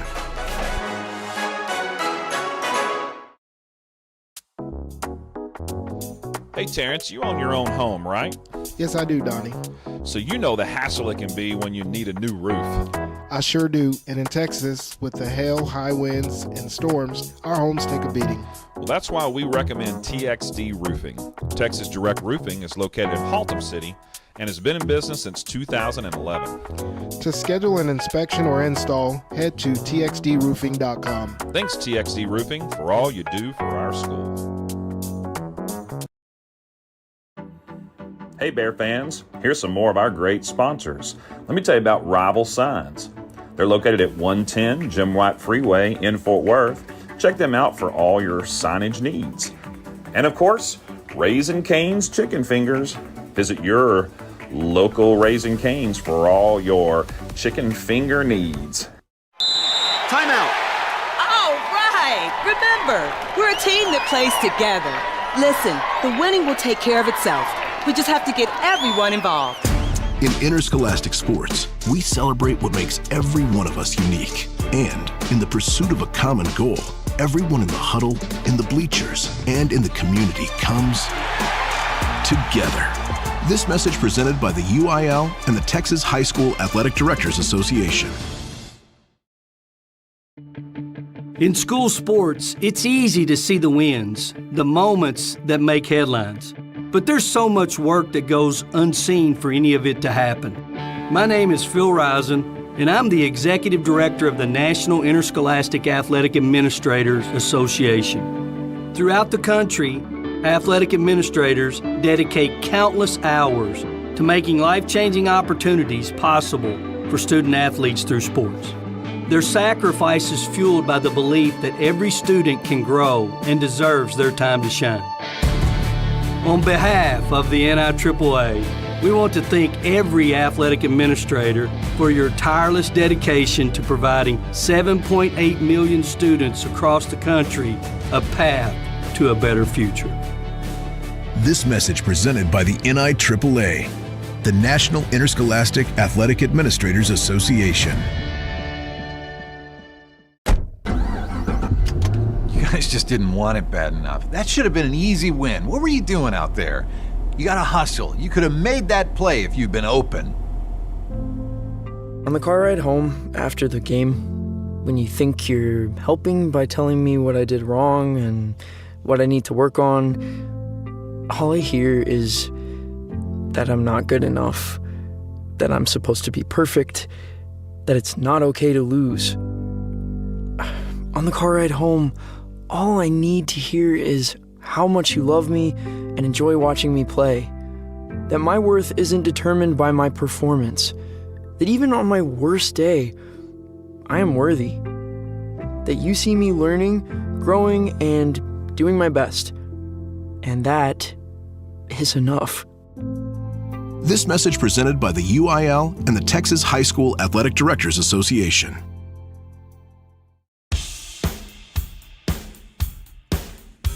It's halftime on the BBN. I'm your host, Donnie Foster. We want to thank you for listening. Now, during halftime, we are playing ads from all of our sponsors. These local businesses and organizations make this broadcast possible. So take note of each business and organization and be sure to visit them soon. When you do, let them know you appreciate their involvement in Brewer High School and our community. If you would like to become a sponsor, well, there are many ways to get involved. Just send us a message through one of our social media accounts, and we will help you join the team. Go Bears!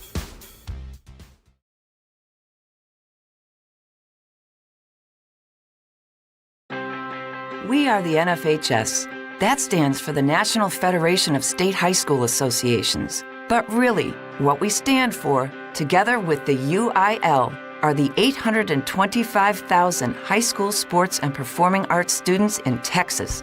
And so we stand. We stand for the runners, debate team members, and basketball players. We stand for their coaches, officials, and adjudicators. We stand for the drummers, football players, and actors. We stand for the golfers, singers, and swimmers. We stand as the national leader and advocate for these essential activities and all who participate in them and make them possible. Because it is our purpose to ensure that high school students get to play, perform, and compete together. To learn more about who we are and what we stand for, visit nfhs.org. If you're like me, you love a good snack or a hearty sandwich while watching football or your favorite sports on the weekend. Well, a great place to head over to then is Charlie's Philly Steaks. They'll take care of you and they'll fill you up and you'll be excited to go back over and over again. They're located at 9521 White Settlement Road.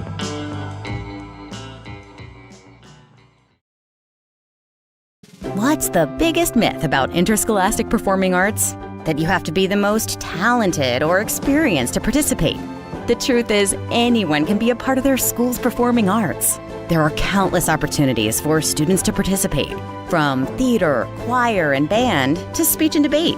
The bottom line, if you want to perform, there's a place for you. This message presented by the NFHS and the UIL.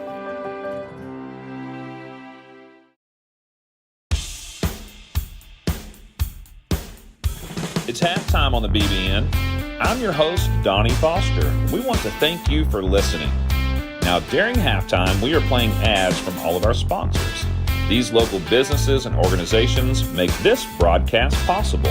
So take note of each business and organization and be sure to visit them soon.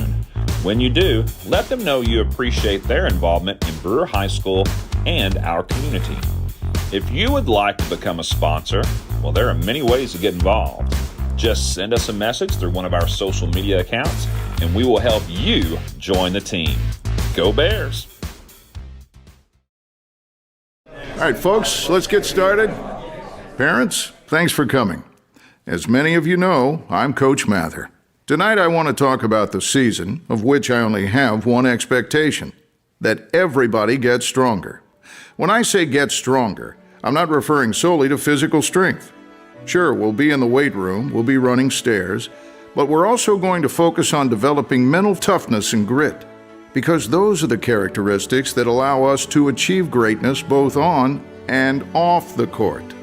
So, how do we develop those things? By getting comfortable with a challenge, by cultivating the confidence necessary to overcome adversity in all forms. That's why I coach. That's my purpose. Every member of this team can lean on me, and I'll teach them how they can lean on themselves and each other. This message presented by the UIL and the Texas High School Athletic Directors Association. One of the best innovations in my lifetime is the emergence of rehab facilities that help us recover after surgeries and medical procedures. Baylor Rehab Facilities are right here in our area and can be found through a simple Google search. The fine staff at Baylor is always ready to help you recover and get back to enjoying life at the fullest. Thank you, Baylor, for being an awesome part of our community. Attention high school sports fans, are you an armchair official? You know, the parent or fan who constantly yells at the referees and loves to let everyone know just how bad you think they are. Well, if you think you could do better, then get in the game and prove it. It's time for you to suit up and make the calls where they actually count. Every sport in Texas needs more officials. Sign up today at highschoolofficials.com. Something everyone appreciates is loyalty. We have two very loyal sponsors here on the Brewer Bear Network, and that's Chili's and EECU. Chili's Bar and Grill, located at 300 Clifford Street, one of the most popular places to eat and just hang out with your friends in the entire area. Head on over to Chili's and check out their fantastic menu and tell them you heard about them on the BBN. And of course, EECU, a fantastic credit union that takes care of all of your needs. They're located at 9350 Clifford Street. They have a friendly staff and would love for you to come in and visit them so that they can serve you. Thank you, Chili's and EECU, two of our most loyal sponsors. So let's show them some loyalty and head on over and check out their services.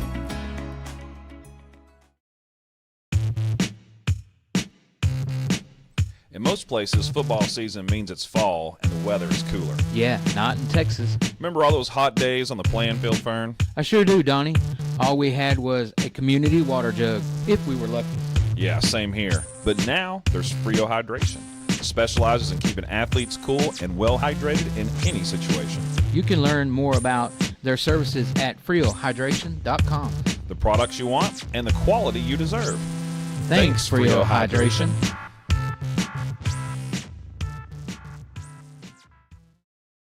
I love playing sports, especially for my school. And that's because school sports are special. It's where it's safe to fail. It's where we're taught resilience, where our fear becomes confidence. It's where we learn to get back up after every fall. School sports are where 7.8 million students go from I can't to I can. This message presented by the UIL and the Texas High School Athletic Directors Association.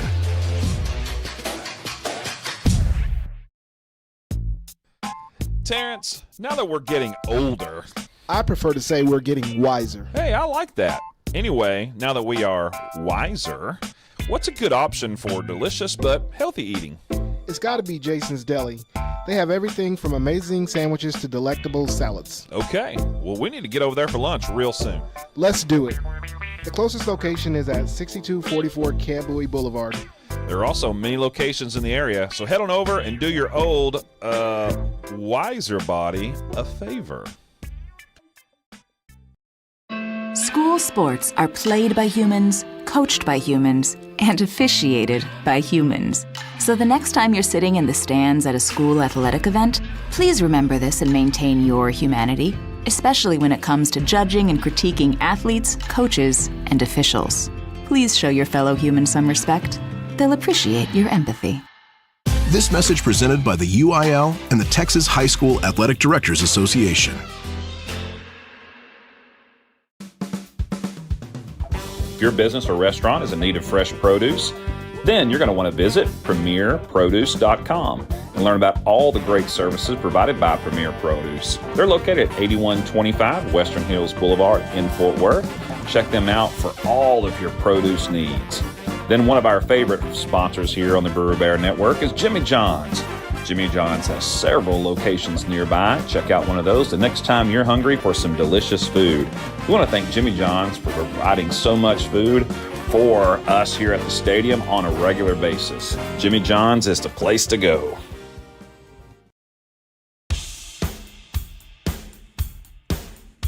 It's halftime on the BBN. I'm your host, Donnie Foster. We want to thank you for listening. Now, during halftime, we are playing ads from all of our sponsors. These local businesses and organizations make this broadcast possible. So take note of each business and organization and be sure to visit them soon. When you do, let them know you appreciate their involvement in Brewer High School and our community. If you would like to become a sponsor, well, there are many ways to get involved. Just send us a message through one of our social media accounts, and we will help you join the team. Go Bears! Man, I loved playing high school sports growing up. And it's fun being a fan now, don't get me wrong, but sitting in the stands feels like I'm missing out on all the action, you know? I wanted to get back in the game, so I signed up to be a high school official. It takes me back to my playing days. I'm supporting students, and I get paid to make the big calls. Do you want to see the game up close? Sign up to become an official in Texas at highschoolofficials.com. Why are interscholastic sports called the last classroom of the day? Because they teach students important life lessons like teamwork, accountability, and perseverance. School sports are so much more than a game. They're about developing the whole person. That's why they're an essential part of every student's education. Encourage your student to participate in the last classroom of the day. Interscholastic sports in Texas. This message presented by the UIL and the Texas High School Athletic Directors Association. Donnie, the other day I cut myself and thought I was going to need stitches. Did you go to the ER? Nah, I just put some duct tape on it and called it a day. Besides, the nearest ER is too far away. Hey, not anymore, Fern. Medical City of White Settlement is located at 9650 White Settlement Road, right on the corner. Seriously? Serious as a heart of. Wait, maybe we shouldn't use the phrase during an ad for a medical facility. Good call, Fern. But when you need emergency care, call Medical City of White Settlement at 682-610-6100.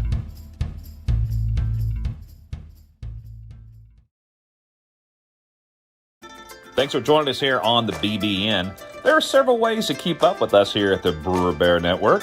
First of all, you can like us on Facebook.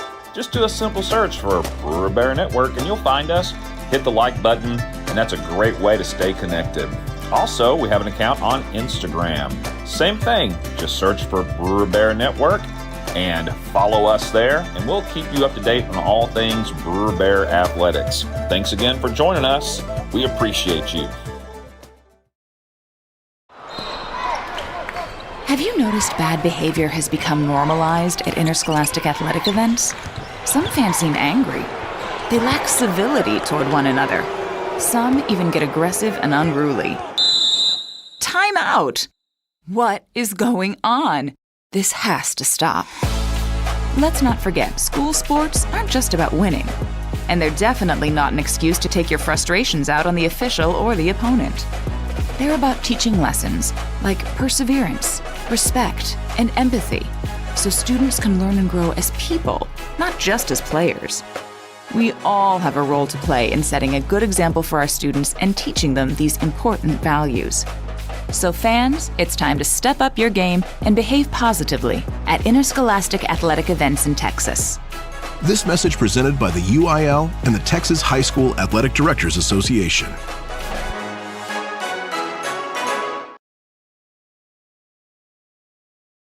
Halftime is complete. Start of the third quarter coming up. Bears up 20-9. They kick off here to begin the game. Working their way left to right, kicking deep all the way to the 5-yard line. Fumbled but picked up by the Pirates. Returning it up to the 20-yard line, making one guy miss and getting up to the 25. Nice return that time by the Pirates. And that's where they will begin the third quarter. Tackle made by number 11, Lucas Galloway, for your Brewer Bears. They mark him down at their 26-yard line. All right, so Bears with an impressive first half, scoring 3 touchdowns, had a block extra point that was returned for a 2-point conversion for the Pirates. Pirates scored on their first possession, looking really good, but since then the Bears have just shut them down defensively, and they'll come out here early in the third quarter and try to see if they can swing that momentum back in their favor. Bears will do their best to stop it. Bears showing blitz. Here they come. Quick toss, caught right side and forced out of bounds quickly. Yeah, tackle made, or force out made by number 3, Elijah Mandy for the Bears. Who else but Mandy, for sure. Boy, he's having a good game. Yes, he is indeed. 10th tackle. Almost double digits in the first half for Mandy on the defensive side of the ball. Didn't take him long to get to that 10 or that double digit. So it started raining pretty hard about halfway through the second quarter. Rained all through halftime. It's let up quite a bit now.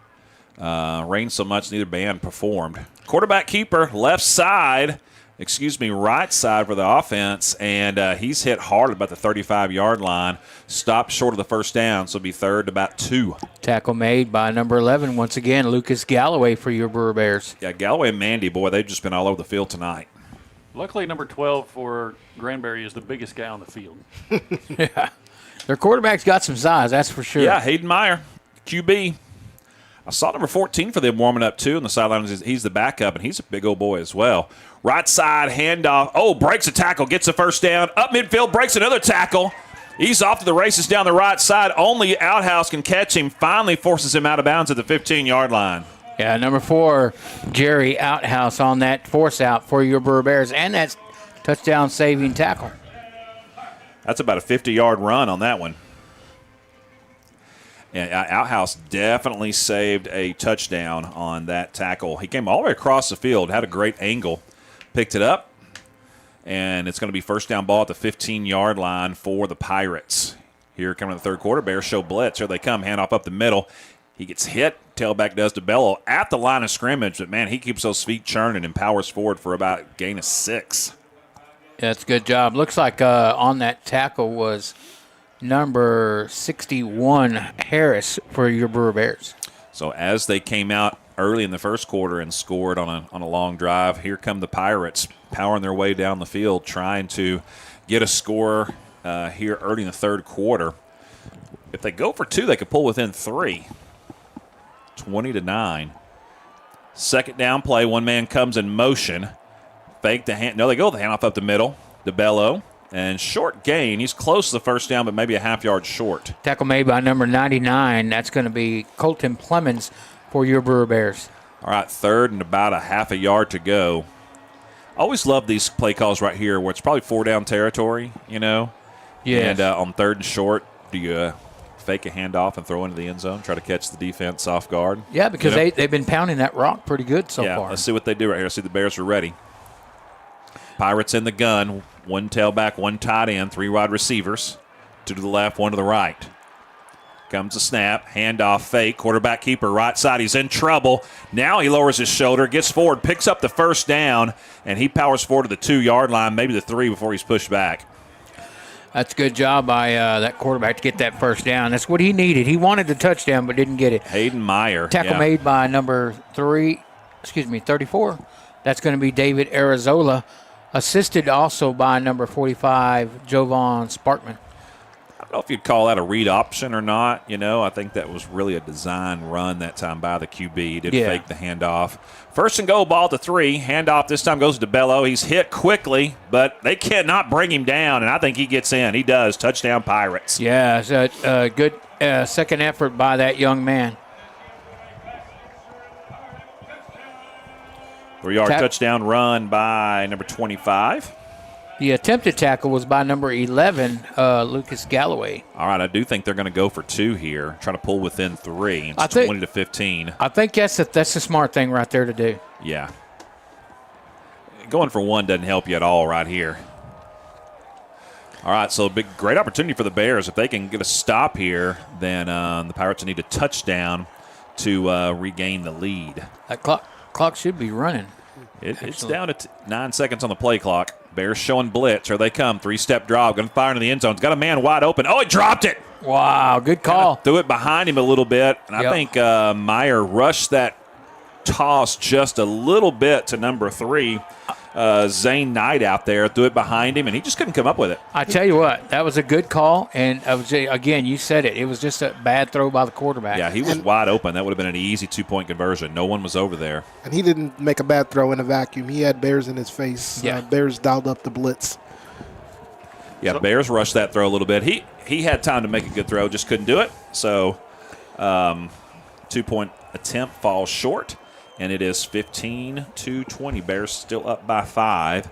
And so what the Bears need to do here is come out, get a score, and increase that lead back to what it was. I want to point out that everybody thinks it's glamorous to be in the booth and call a game, but when you have 4 metal posts in your line of sight, Donnie is doing very well at getting around. So if you see him leaning, trying to put his face on the glass. He's trying to look around those posts on his left there. Makes us appreciate what we have. Inside the 20, I'm here. Inside the 10, I'm here.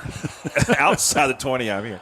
All right, ball will be fielded at the 22. It's dropped by the Bears, picked up quickly. That's Carr, and a short gain on that return up to about the 26. That's good. Actually, it looks like that was number 88 on that return for the Bears, Alexander. Okay. Good job. Thank you. So used to Carr returning those. Yeah, and he's usually in that spot. He was right there. Okay, here we go, Bears. First down, ball at the 26-yard line, 8:43 to go here in the third quarter. 20-15, Bears on top by 5. 3 scores in the first half for the offense, doing a really nice job. Only 1 score do they give up defensively. Coleman, handoff up the middle, dances, powers through. He's going to get to 1,500 yards, bounces the outside now to the 40, lowers a shoulder, sends a guy flying 5 yards back into the secondary, and he gets all the way up to the 38, 39-yard line. And when we talk about monster sophomores, that'd be one right there. 18 yards on the carry, and that puts him at 130 for the game early in the second half, and he is officially at 1,515 yards. All right. 15-15. Ball at the 43-yard line. Handoff. Coleman hit the line of scrimmage and knocked backwards. They keyed in on him in that time. Yeah, he's able to get back to the line of scrimmage, and that's about it. That is definitely what you call a run blitz because they brought the cornerback and the safety up on that. You notice that one. You noticed that, didn't you? That was not the linebackers that came in through the gaps on that one. No, that was design. It really was. They're like, we're tired of that. Let's blitz everybody. Well, that's what you have to do with Coleman. After 130 yards, I think they figured out who to key on. Yeah. Roberts comes in motion, right to left. Now he turns around. They hand the ball off to him. Coleman's a lead blocker. Roberts has nowhere to go. He does lower his shoulder and picks up one. Yeah, he gets one out of it. I thought he actually got a little more, but yeah, that was not a good spot. That was a horrible spot. They weren't really keying in on that forward progress that time. All right, 3rd and 9 coming up for the Bears. So offensively, they need a big 3rd down pickup. They were able to get it on that first drive when they scored a touchdown on 3rd and short. See if they can do it here on 3rd and long. Pirates bring 4. Bears pick it up. Davis under pressure, taking off and running. He's caught from behind. Here comes a flag in. Boy, who else going to bring him down? But Chase Cantrell chased him down, man. That's a big boy with a lot of speed right there. He outran everybody. He was running a lot faster than Lucas Davis. I don't think Lucas Davis realized he was behind him because he's like being a little bit timid in his run, trying to find a lane, but I don't think he was. Sometimes you got to go. Yeah, I don't think he was going to outrun Chase Cantrell on that one. He was amped. All right, it is holding against the Bears. It will be declined to force 4th down and 9. Hey, we got us a ball game here, fellas. Yeah, and here comes the punt team come out. So the Bears defensively are going to have to pick up the offense here because the Pirates are going to have a chance to take the lead with the touchdown.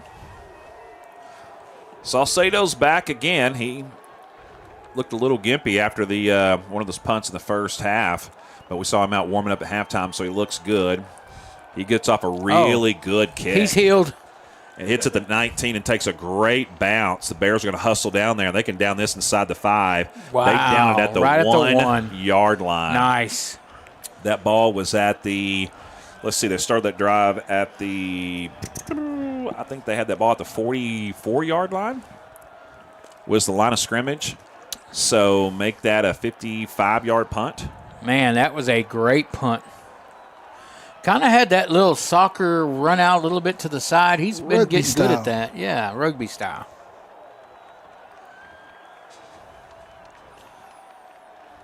Yeah, so marking that down as a key play to back them all the way up at their own 1 yard line with 6:34 to go. And that's huge because we just mentioned they have a chance to take the lead.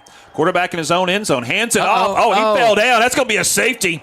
That is going to be a back. safety. The Bears are going to get those 2 points back, and they do call it. They don't give forward progress on line of scrimmage on that one.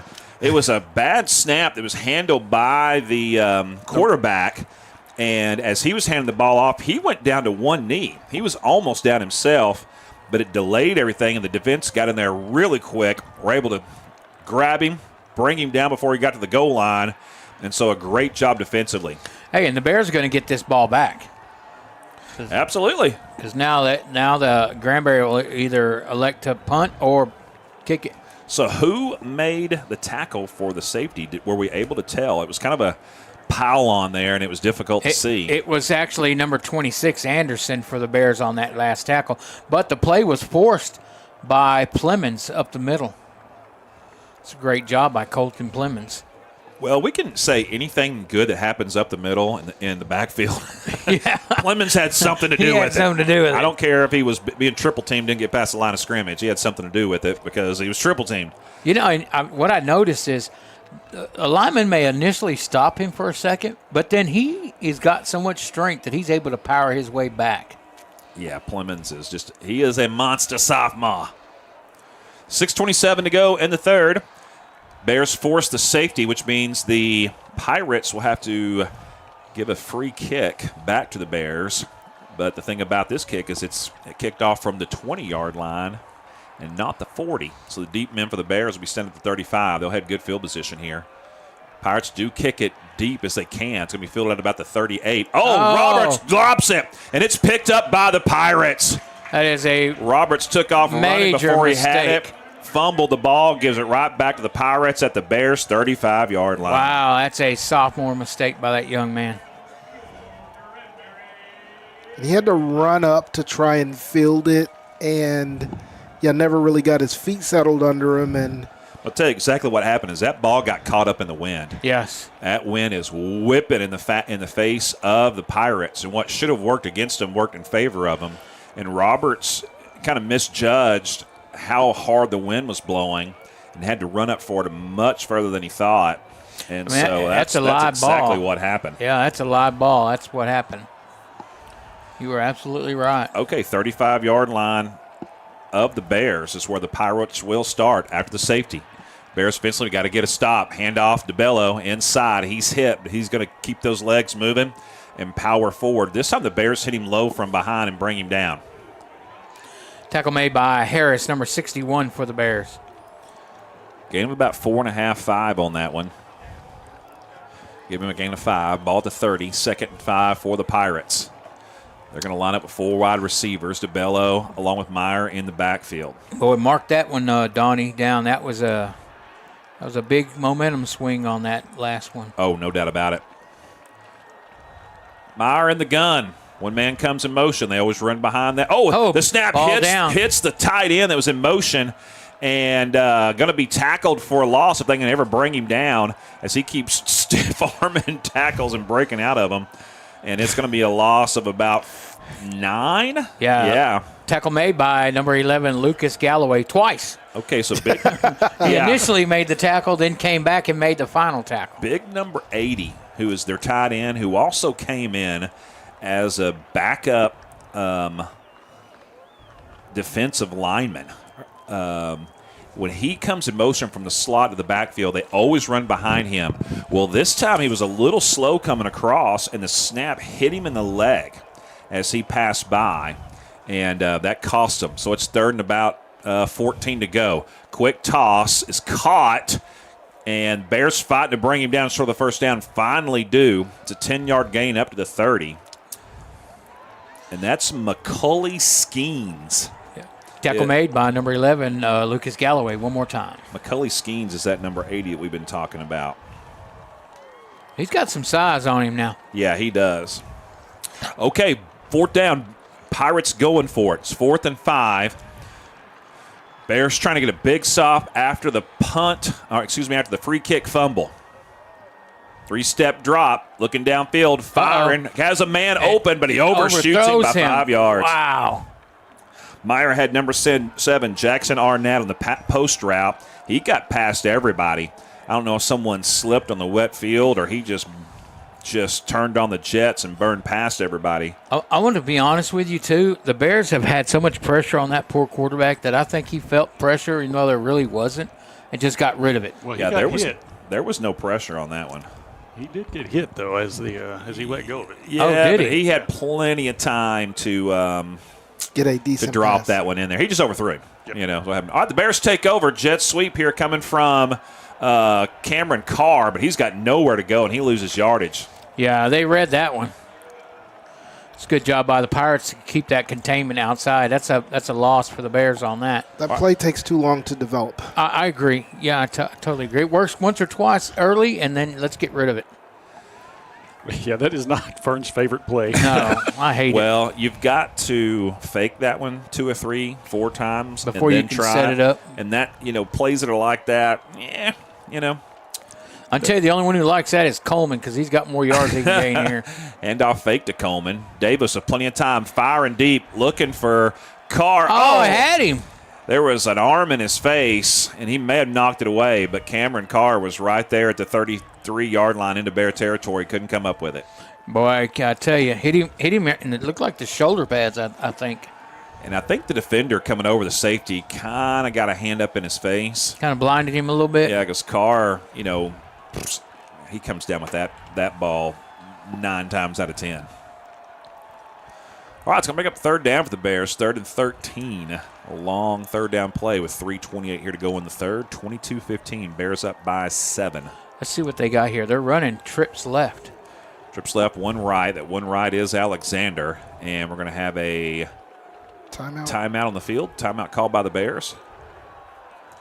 Yeah. I like that timeout. Yeah, that's a good timeout. Yeah, it's a big 3rd down play. And what you want to make sure of here is if you don't pick up this 3rd down, that nothing negative happens. Yeah, let's not do something that's going to hurt us. Yeah. The play clock was down to 3 for sure. And so it's an excellent time to make that call after after that incomplete pass. The 40 seconds clock started immediately, and so give it up for our clock operators here, making sure that they keep that home field advantage rolling. Yeah. What do you guys see? Right. What do you guys see here by the Bears? They've got a couple of things. They've thrown that crossing route to Kerrigan. That's got a lot of yardage this year. They love to run the deep slant. That deep slant here on 3rd and long. They also ran where they run that trips on the other side and bring Coleman out here on the flat. Yeah, and the little wheel route from Coleman. Don't give up on that. Here we go. 3-step drop. Davis with time. Rolls out to his right, looking downfield, now in trouble. Fires into triple coverage. It's going to be intercepted by the Pirates. Steps out of bounds to the 40. That was an ill-advised throw. That was what we talked about. And that's why you say you call the timeout and say, listen, nothing negative. And we got a negative. So instead of being able to punt the ball down the field, the Bears are going to give it up in their own territory, and it's going to be at the 38-yard line. And they were just waiting for it. They were set back there. The defensive back had plenty of time to just come up and undercut that. Yeah, once the play broke down, Galloway's got to have a clock in his head, Davis has got to have a clock in his head and just throw that away. Yeah, absolutely. Two bad things on that one. Forced to throw and throw up his back foot. Here comes a toss deep by Meyer. He throws it out of bounds, though. Covered well by Outhouse. Yeah, nice job by number 4, the sophomore, Jerry Outhouse, on that coverage. The lefty, Hayden Meyer, QB for the Pirates. It's going to bring up 2nd and 10 for the Pirates. So they'll line up. Trips right, 1 left. Big number 80's in the slot. See if they bring him over into the backfield. They love to run out of this formation right here. Looks like they're not going. Oh, here he comes in motion. Bears are looking at it. They see it. They're keying on it. Handoff once again. But they run the other direction. So great job. Great play call. And big gain all the way inside the 10. Still on his feet inside the 5. Spinning, brought down to the 3-yard line. What an incredible run by DeBello. Boy, nice job by that young man. Tackle finally made by number 4, Jerry Outhouse. And listen, the QB came up to the right tackle and whispered something in his ear right before the play. And what he was telling him was, we're going to run the opposite position, opposite direction. That was a great play call right there. Little deception. Handoff inside. DeBello bounces off the line of scrimmage. Now trying to get to the right side pylon, and he does. That's going to be a touchdown for the Pirates. Well, that mistake came back to haunt the Bears. And quickly.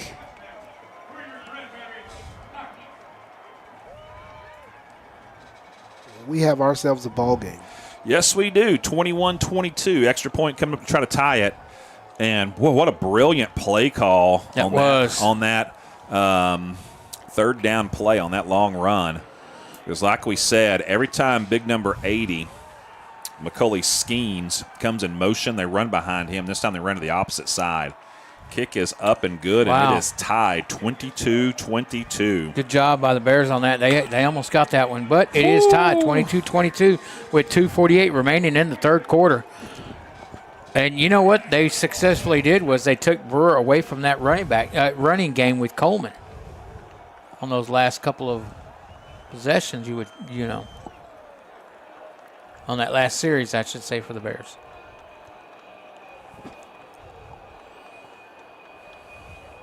Well, that's kind of we'll see if they can recover from that mistake. And that was, that was a great play call by that Granbury coach to get that backside run for them to gain that yardage. And you got to give it to that running back. I mean, he had some great effort out there. I got a little nervous when I saw the QB go up to the right tackle and kind of whisper something to him, and I was like, might run a little misdirection, because big number 80 came all the way in motion to the far left side, and the Bears have been pointing at him every time he does. They keyed in on it. So great job for the Bears picking up on it. Somebody's got to stay home. Even better job by the Pirates saying, okay, they picked up on it. Let's run away from it. Yeah, let's just learn a little deception play here.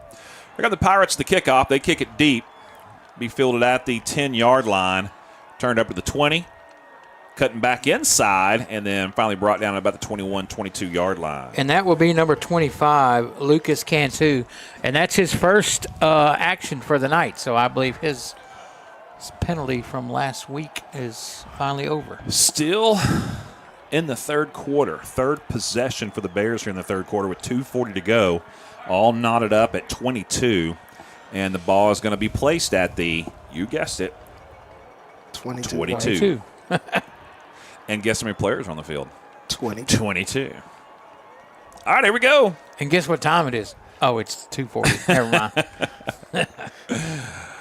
Blitz coming from the Pirates, picked up by the Bears. Alexander catches the ball and is brought down immediately on a little wide receiver screen. Yeah, I know. Our little jet screen over there. I know they don't want to hear this. Give Coleman the ball. Let's run the ball, folks. That's what we're good at. Yeah, they need to get back their bread and butter. Minus 1 yard on the pass. Yeah, he did lose a yard on that one. And Davis trying to close in on 1,400 yards passing for the season, right? And he's at 1,358. Three-step drop for Davis in the pocket. Plenty of time. Firing deep. Has a man. It's Carr. He's got it. Got it. Oh Cameron Coleman, Cameron Coleman all the way downfield to the 38-yard line. That's Carr, number 13 on that reception. Excuse me, Cameron Carr. I called everybody but the right player. Thank you. And you know what? I'll tell you what I love about that. The effort. He just laid out for it. That was a beautiful post route, and Davis just threw it where only Carr could go get it. Cameron Carr, great job.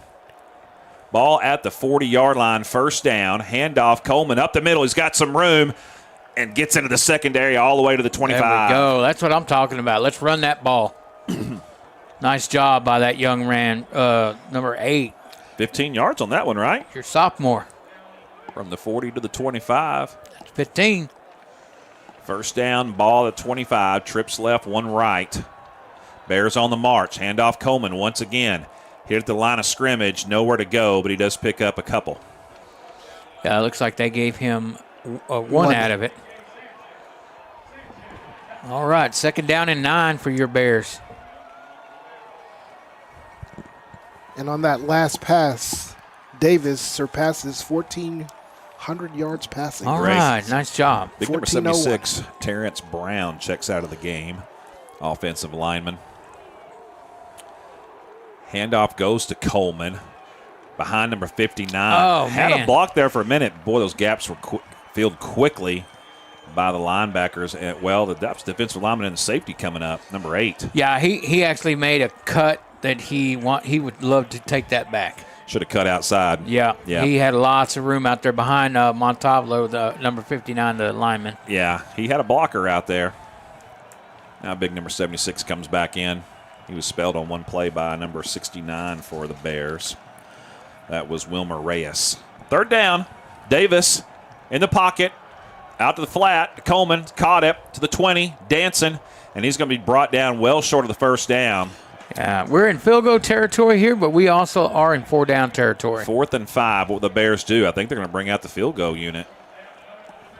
Are they not? Looks like it's 4th and 6. Excuse me, 4th and 6.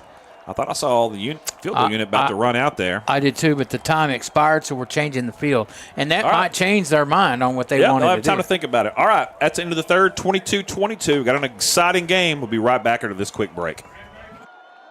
Attention football fanatics. Don't miss out on the opportunity to be a part of Texas football history, where dreams are realized, legends are born, and where unforgettable moments unfold before your very eyes. Mark your calendars for the UIL State Football Championships, December 18th to 21st at AT&T Stadium in Arlington, Texas, where the best teams from 6-man to 6A leave it all on the field in the hopes of being named champion. For the latest updates and ticket information, head over to uiltexas.org/football. Again, that's uiltexas.org/football. 15-yard run. Fourth quarter, 22-22. Looks like Cortez is coming out for the field goal attempt to try to give the Bears the lead here on 4th and 6. Ball's at the 21, and so he'll be kicking from about the 20, make it the 28-yard line. So it'll be a 38-yard kick. Cortez has plenty of leg for this. It's just the Bears need to execute here. Here we go. Field goal to take the lead. Attempt coming up. Oh, should be offsides. Kick is low and no good, but we're going to have offsides. It's going to make it 4th and 1. Bears may go for it on 4th and 1. That's a huge change now. And I think he kind of drug his foot on that one or maybe slipped because that was a low line drive to the left. That was not good. Yeah.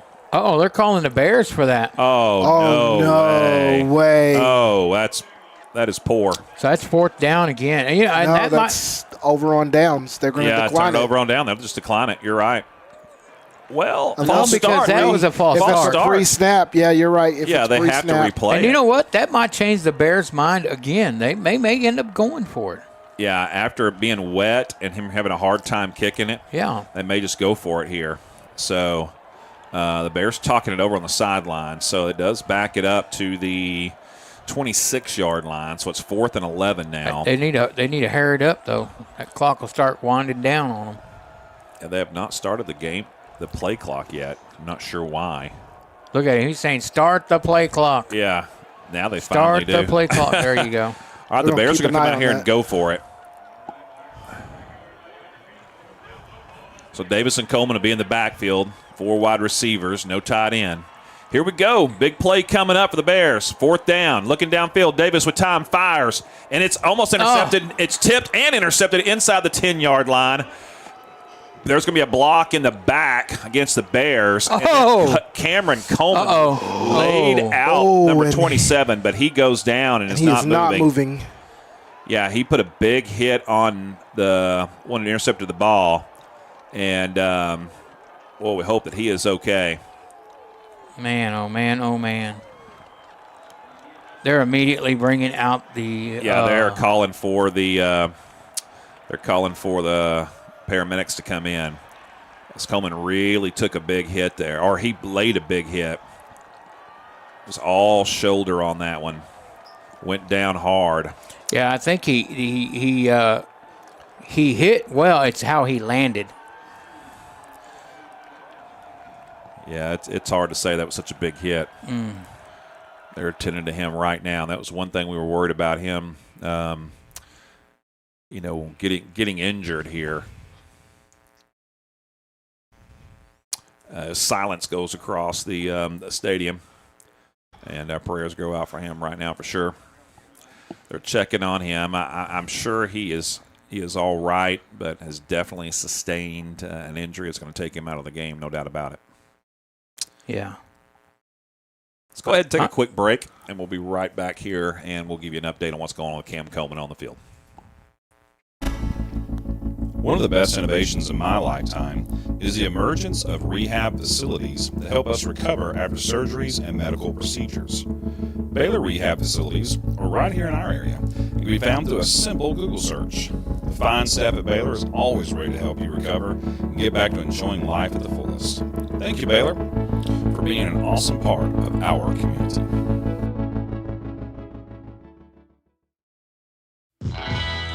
If you're like me, you love a good snack or a hearty sandwich while watching football or your favorite sports on the weekend. Well, a great place to head over to then is Charlie's Philly Steaks. They'll take care of you and they'll fill you up and you'll be excited to go back over and over again. They're located at 9521 White Settlement Road.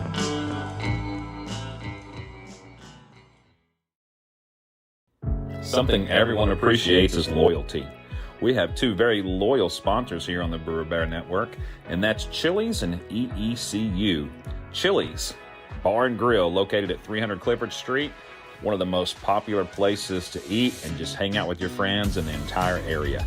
Head on over to Chili's and check out their fantastic menu and tell them you heard about them on the BBN. And of course, EECU, a fantastic credit union that takes care of all of your needs. They're located at 9350 Clifford Street. They have a friendly staff and would love for you to come in and visit them so that they can serve you. Thank you, Chili's and EECU, 2 of our most loyal sponsors. So let's show them some loyalty and head on over and check out their services.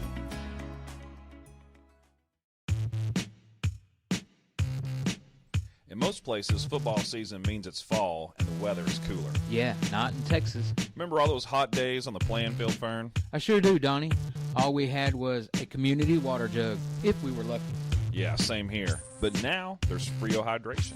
It specializes in keeping athletes cool and well hydrated in any situation. You can learn more about their services at FrioHydration.com. The products you want and the quality you deserve. Thanks, Frio Hydration.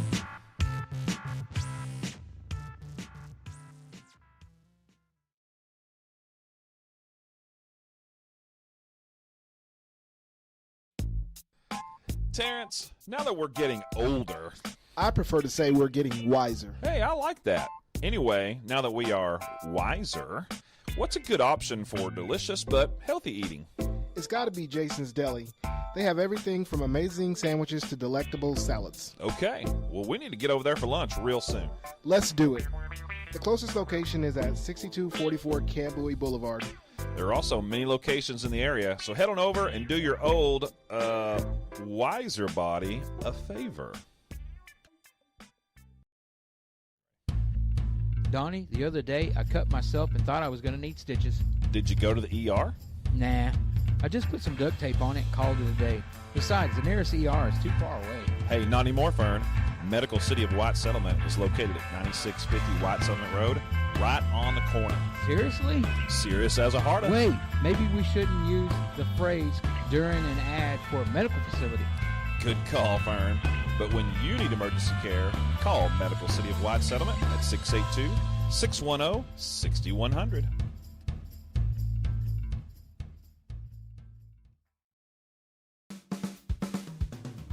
If your business or restaurant is in need of fresh produce, then you're going to want to visit premierproduce.com and learn about all the great services provided by Premier Produce. They're located at 8125 Western Hills Boulevard in Fort Worth. Check them out for all of your produce needs.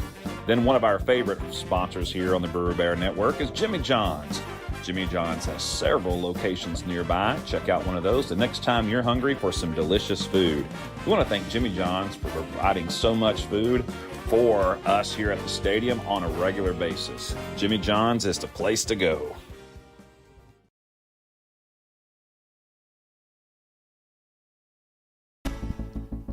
One of the best innovations in my lifetime is the emergence of rehab facilities that help us recover after surgeries and medical procedures.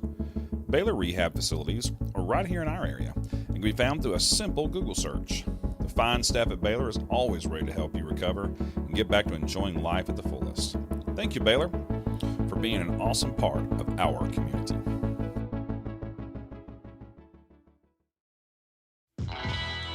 If you're like me, you love a good snack or a hearty sandwich while watching football or your favorite sports on the weekend, well, a great place to head over to then is Charlie's Philly Steaks. They'll take care of you and they'll fill you up and you'll be excited to go back over and over again. They're located at 9521 White Settlement Road.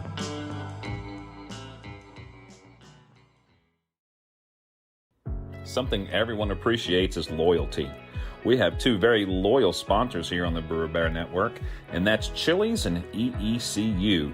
Chili's Bar and Grill, located at 300 Clifford Street, one of the most popular places to eat and just hang out with your friends in the entire area.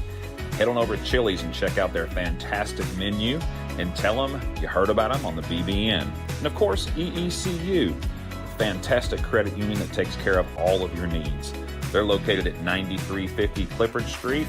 They have a friendly staff and would love for you to come in and visit them so that they can serve you. Thank you, Chili's and EECU, two of our most loyal sponsors. So let's show them some loyalty and head on over and check out their services.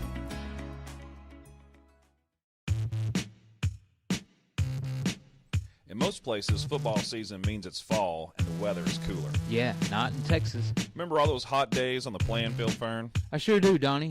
All we had was a community water jug, if we were lucky. Yeah, same here. But now there's Frio Hydration. It specializes in keeping athletes cool and well hydrated in any situation. You can learn more about their services at FrioHydration.com. The products you want and the quality you deserve. Thanks, Frio Hydration.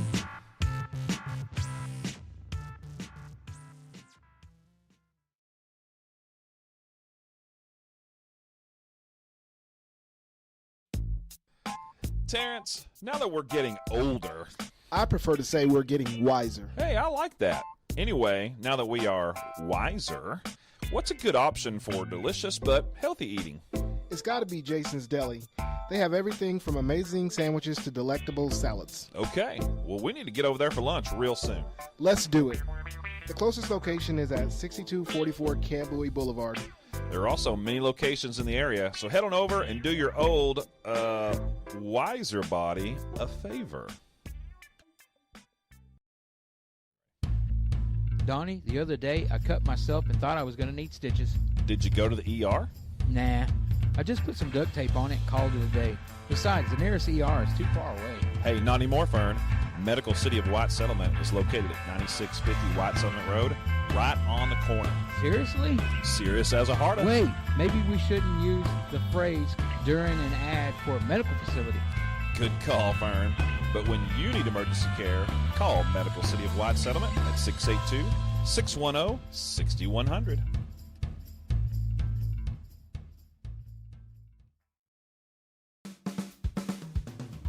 If your business or restaurant is in need of fresh produce, then you're going to want to visit premierproduce.com and learn about all the great services provided by Premier Produce. They're located at 8125 Western Hills Boulevard in Fort Worth. Check them out for all of your produce needs. Then one of our favorite sponsors here on the Brewer Bear Network is Jimmy John's. Jimmy John's has several locations nearby. Check out one of those the next time you're hungry for some delicious food. We want to thank Jimmy John's for providing so much food for us here at the stadium on a regular basis. Jimmy John's is the place to go.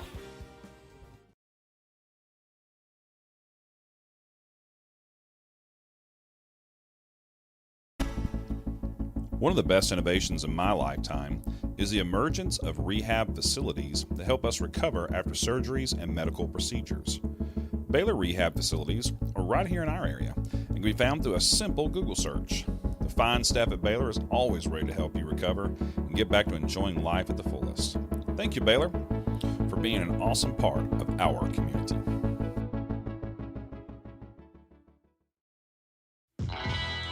If you're like me, you love a good snack or a hearty sandwich while watching football or your favorite sports on the weekend, well, a great place to head over to then is Charlie's Philly Steaks.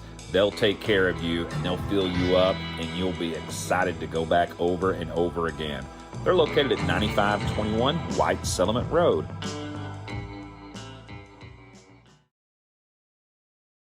With 11:44 to go here in the game, 22-22, a violent hit after the interception by the Pirates as Cameron Coleman came over to put the hit on the young man that made the interception.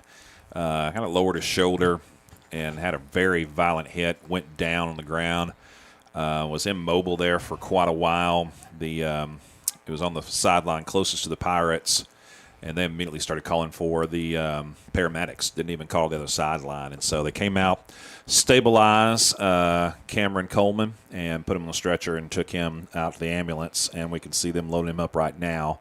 We did see him moving his hands, moving his head a little bit, so we're thankful for that. And so, not sure exactly what the injury is, if it's some kind of a, could have been a concussion. He could have lost consciousness for a minute. Could have been a back injury, could have been broken clavicle, something like that. All those are very serious, and so we just don't want to speculate, but we know it was a very serious injury. Saw his dad on the field, and he was down there with them. Fred, we talked to him a few games ago, one of our guests. And so our thoughts and prayers are with Cameron Coleman. We've been talking about him all night, and crossed over that 1,500-yard mark for the season, and ends up with 1,531 yards, second most yards rushing in a season for a running back in the last 20 years for the Bears. Just a monster season for him. And so our thoughts and prayers will be with him that he is able to recover quickly and get back here out there on the field very soon. Well, looks like there was some discussion just now, too, with our head coach Wheeler all the way over here to the Granbury side. Not sure what they were talking about. Yeah, I think they wanted to make sure that they had enough time I think that was Granbury saying, hey, get your team on the field, just have a talk with them and make sure that they're ready to play. Last thing you want is 11 guys out there not ready and someone else get hurt. Yeah. So both coaching staffs getting their units together, having a talk with them. It's a great moment after we could see the severity of the injury in which both teams met at midfield and got on their knees and began to pray, and led by one of our coaches. Who'd y'all say that was? Hansford. Yeah. I'm sorry. The coach that was praying. Yeah. Hanford. Yeah. Coach Hanford. And we appreciate that, just being a leader out there with the young man as they wanted to pray. And the young man that was hit that Coleman had the collision with, he was really shaken up after that play too, just feeling bad about what happened. It wasn't. It was just a violent hit. That's all it was.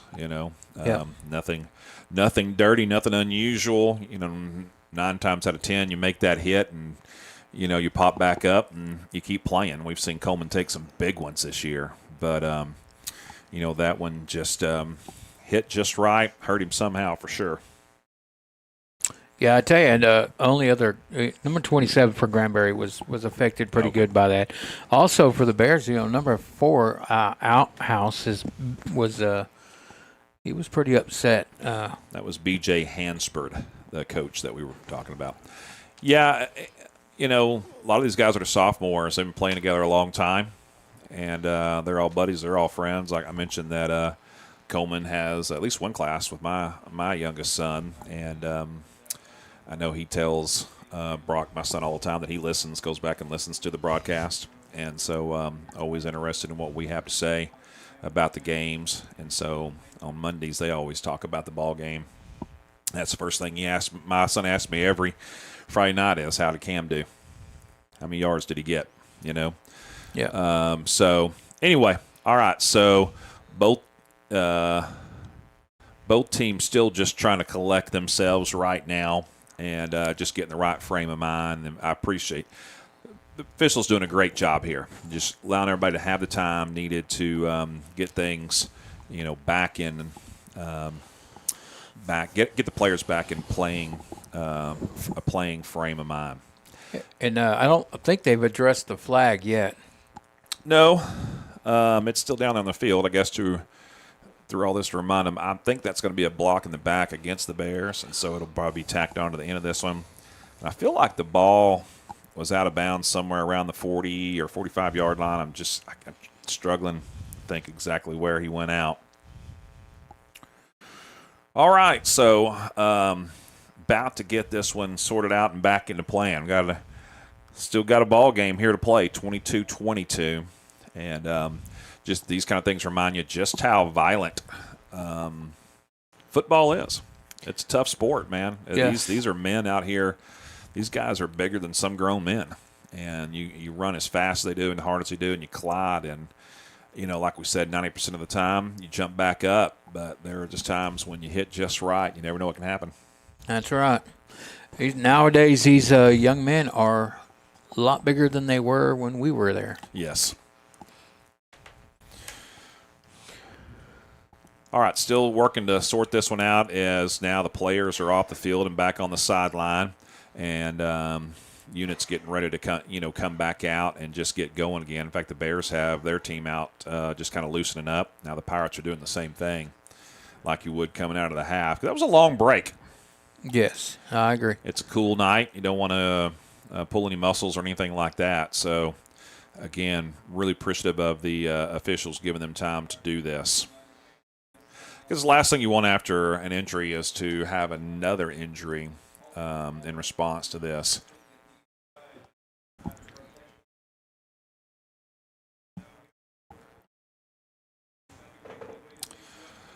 All right, it's a good crowd here tonight on a rainy night. Great crowd across the way of Bears representation.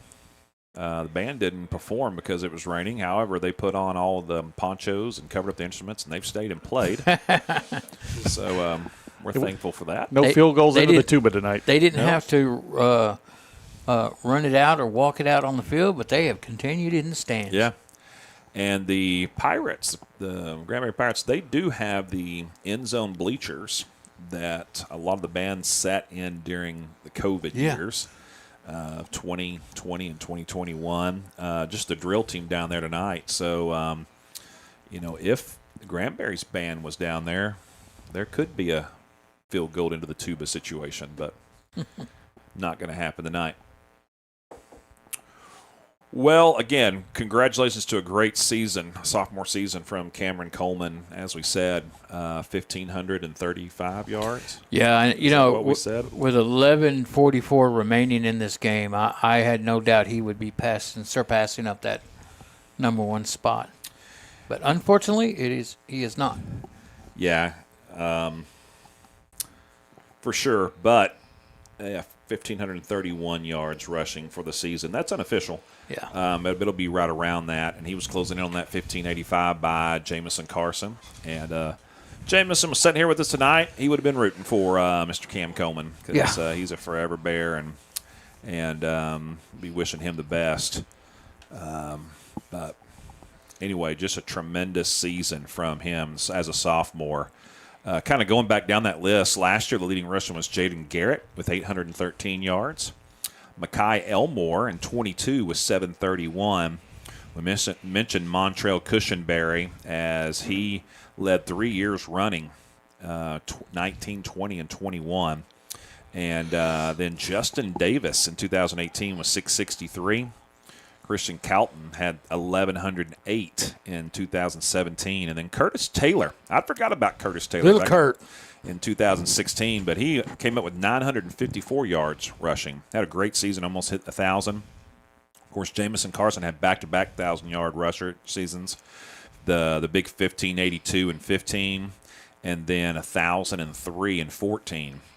And then Christian Gibson. Remember old Gibby? Yes, sir.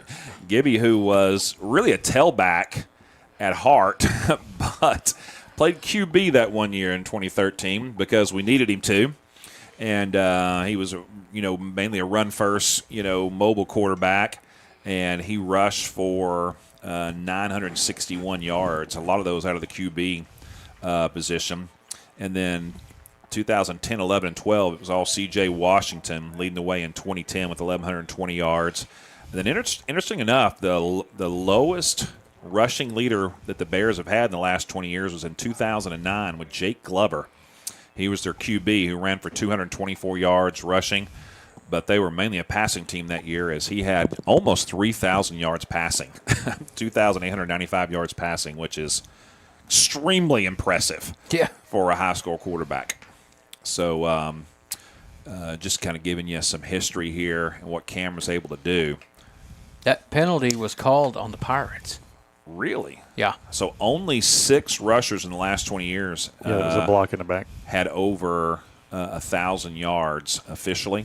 But I think in 2012, C.J. Washington probably did. No stats are given for that. All right, here we go. Ready to go finally.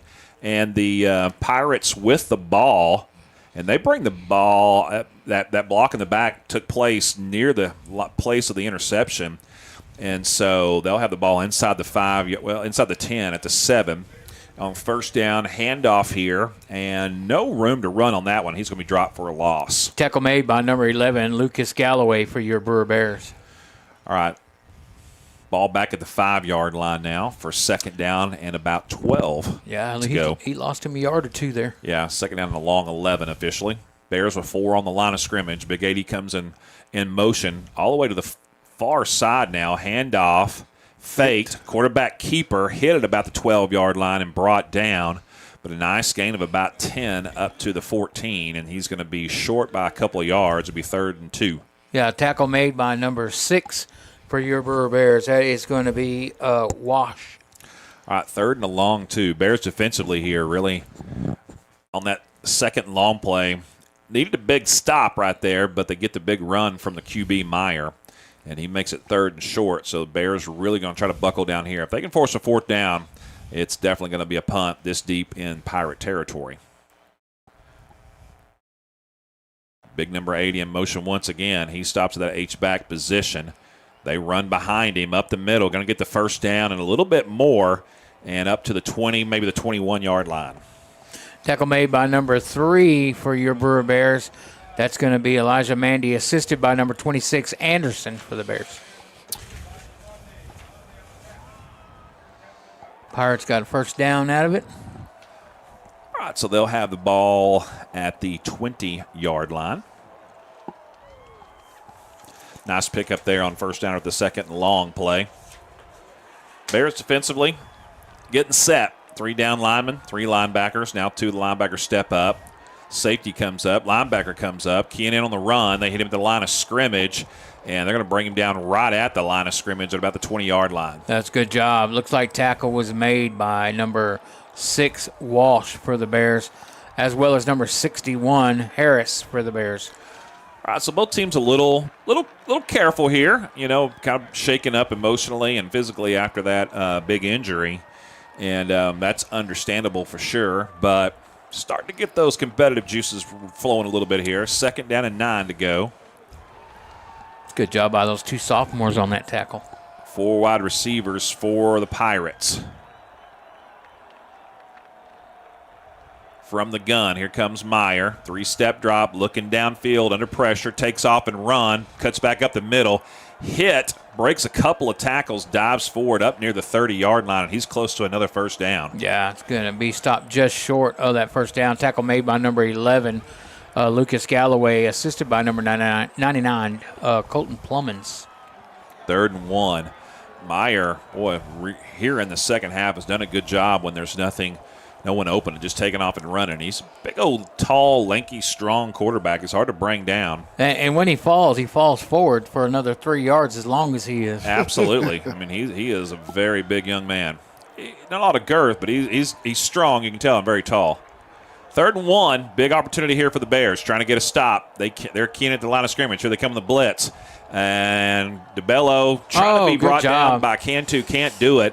And then finally, Outhouse comes up and makes the tackle, but not before he picks up the yardage for the first down. Yeah, I tell you what, he was trapped back there, and he was able to maneuver around Galloway. So it was a good job by Outhouse number 4 to make that tackle. Yeah, that was Galloway. I said Cantu, but that was Galloway over there. And would have been a nice open field tackle at about the 30, but he just couldn't do it. And that's tough to do on a tailback for sure. So first down, ball at the 32-yard line. Pirates here trying to put together a drive and take the lead. Bears trying to get a stop. Handoff inside, hit pretty quick is DeBello, but he has does like he does all game long and just keeps his feet moving and just powers forward. Just hit at the line of scrimmage, then somehow picks up 9 yards. Yeah, that's going to be number 6 on the tackle for the Bears, Wash. On this one, he loses his helmet. That's a positive for the Bears. He's got to come out of the game. And he is, when you look at him, he doesn't look like he's a guy that could just carry the pile for 9 yards, but he's done it all night long. So yeah, he's deceptively strong. It's what it is. I mean, he is the gearbox of this offense for sure. He's got a different gear, puts it in low, and just powers forward. 2nd and 1 now, ball at the 41. Meyer in the gun, handoff, up the middle. Nice run through the gaps. Picks up the first down to about the 46-yard line. Near midfield now. All right, so the Pirates just kind of enforcing their will on the Bears defensively. Tackle was finally made by Johnson, number 9 for the Bears. The Bears need a stop. They need a good 0-yardage play on first down. And then on second down, they've got to work on not giving up the big run. I agree. That's really what's killed them here on this drive 3 times. And 2nd down and long, the Pirates have picked up big yardage to make 3rd and short. All right, Bears need to stop right here. Well, they've got 7 on the line of scrimmage. Handoff up the middle, hit right at the line of scrimmage, and then brought down for a 2-yard loss. Number 26, Anderson, on that tackle was in there quick. Good job by that young man. All right, they did what they need to do on first down, but this is what's killed them on this drive. 3 times on 2nd and long, the Pirates have picked up 7, 8, 9 yards. And so if the Bears can force a 3rd and long, they might can force a punt here near midfield. Pirates getting the play in.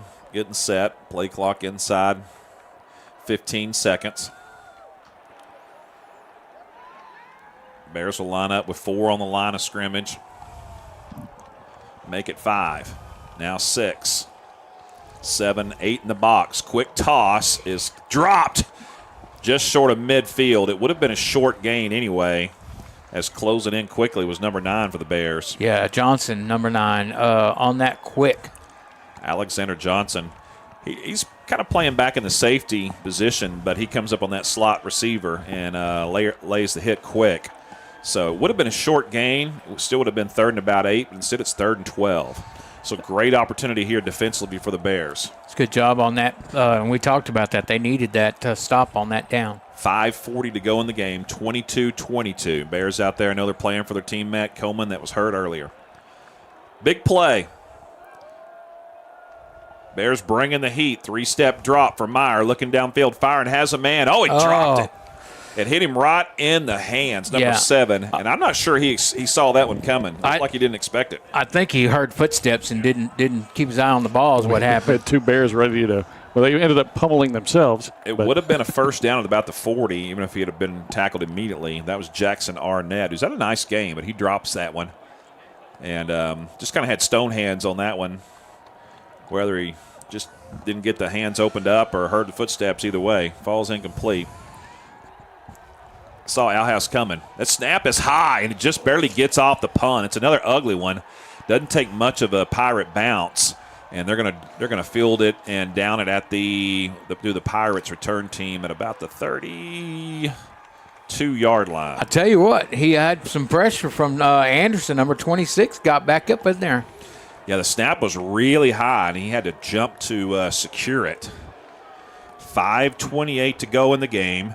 22-22.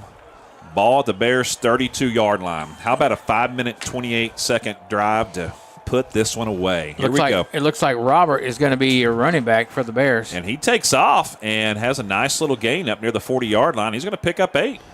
Devin Roberts. That's the sophomore, number 10, Devin Roberts. And Houston not in uniform tonight is what we heard. He's not in uniform. I've actually saw him already once. Yeah, and typically he's the backup. And Coleman had played the entire game. Until now. Roberts in the backfield. He gets it again. Up the middle. Hits it quick. And Roberts got a good little burst of speed. And he's going to get the first down. He picks up 4. That's a good job for that young man. He's got the first down for the Bears, number 10. Roberts, the sophomore. I like this. Bears getting the first down and chewing up 1 minute of the clock. Just keep powering your way down. Get some points and get out of here with the victory. 4 wide receivers on this one. Spreading it out. They give it to Roberts again. He eludes a would-be tackler in the backfield. Spins forward at the line of scrimmage. Now pushed forward by the offensive line. As the Pirates have done all night. Yeah, that was they say they tried the tush push. And that was big number 76 who just kind of grabbed him and said, let's go. It's time for you to go forward, young man. He put him in his Snuggie and took off. You can do just about anything. You can't pick a guy up and carry him. That's Terrence Brown, number 76 for your Brewer Bears with that tush push. And we know that because William the Refrigerator Perry once tried to pick up Walter Payton and carry him into the end zone. It was a penalty. Quick toss. Caught by Cameron Carr, midfield. He's tackled down at the 49-yard line, and he's going to be close to a first down. It'll be 3rd and short. Yeah, it's a good job by Carr to make the catch and get upfield. They will mark it down at the 49, and he needs to get to the 47 for the first down. A couple yards shy of that first down. Good job by 13. 3:40 and counting. Bears want to pick this one up. They don't want to be forced with a difficult choice here on 4th down. Big play. Handoff. Roberts hit, but he gets the first down as he dives forward. He needed 2. He got about 2.5. Nice job by number 10, Roberts, the sophomore. Boy, he was hit at the line of scrimmage and just dove forward for that final 2 yards that he needed. Woo, big pickup for the Bears. And by the time they snap it, they'll be inside 3 minutes into Pirate territory. Ball at the 46. Bears trying to pull this one out late. Have not scored since the first half, except for the safety. Roberts has picked up a quick 18 yards. This time they give it to him again. He gets behind big number 59, bounces to the outside, spins, stays on his feet, hit hard, stays on his feet again. He's going to get the first down. What an incredible effort by Devin Roberts to get that first down. Nice job by number 10 on that. He was motivated on that one. That's heart right there. 10 for 10.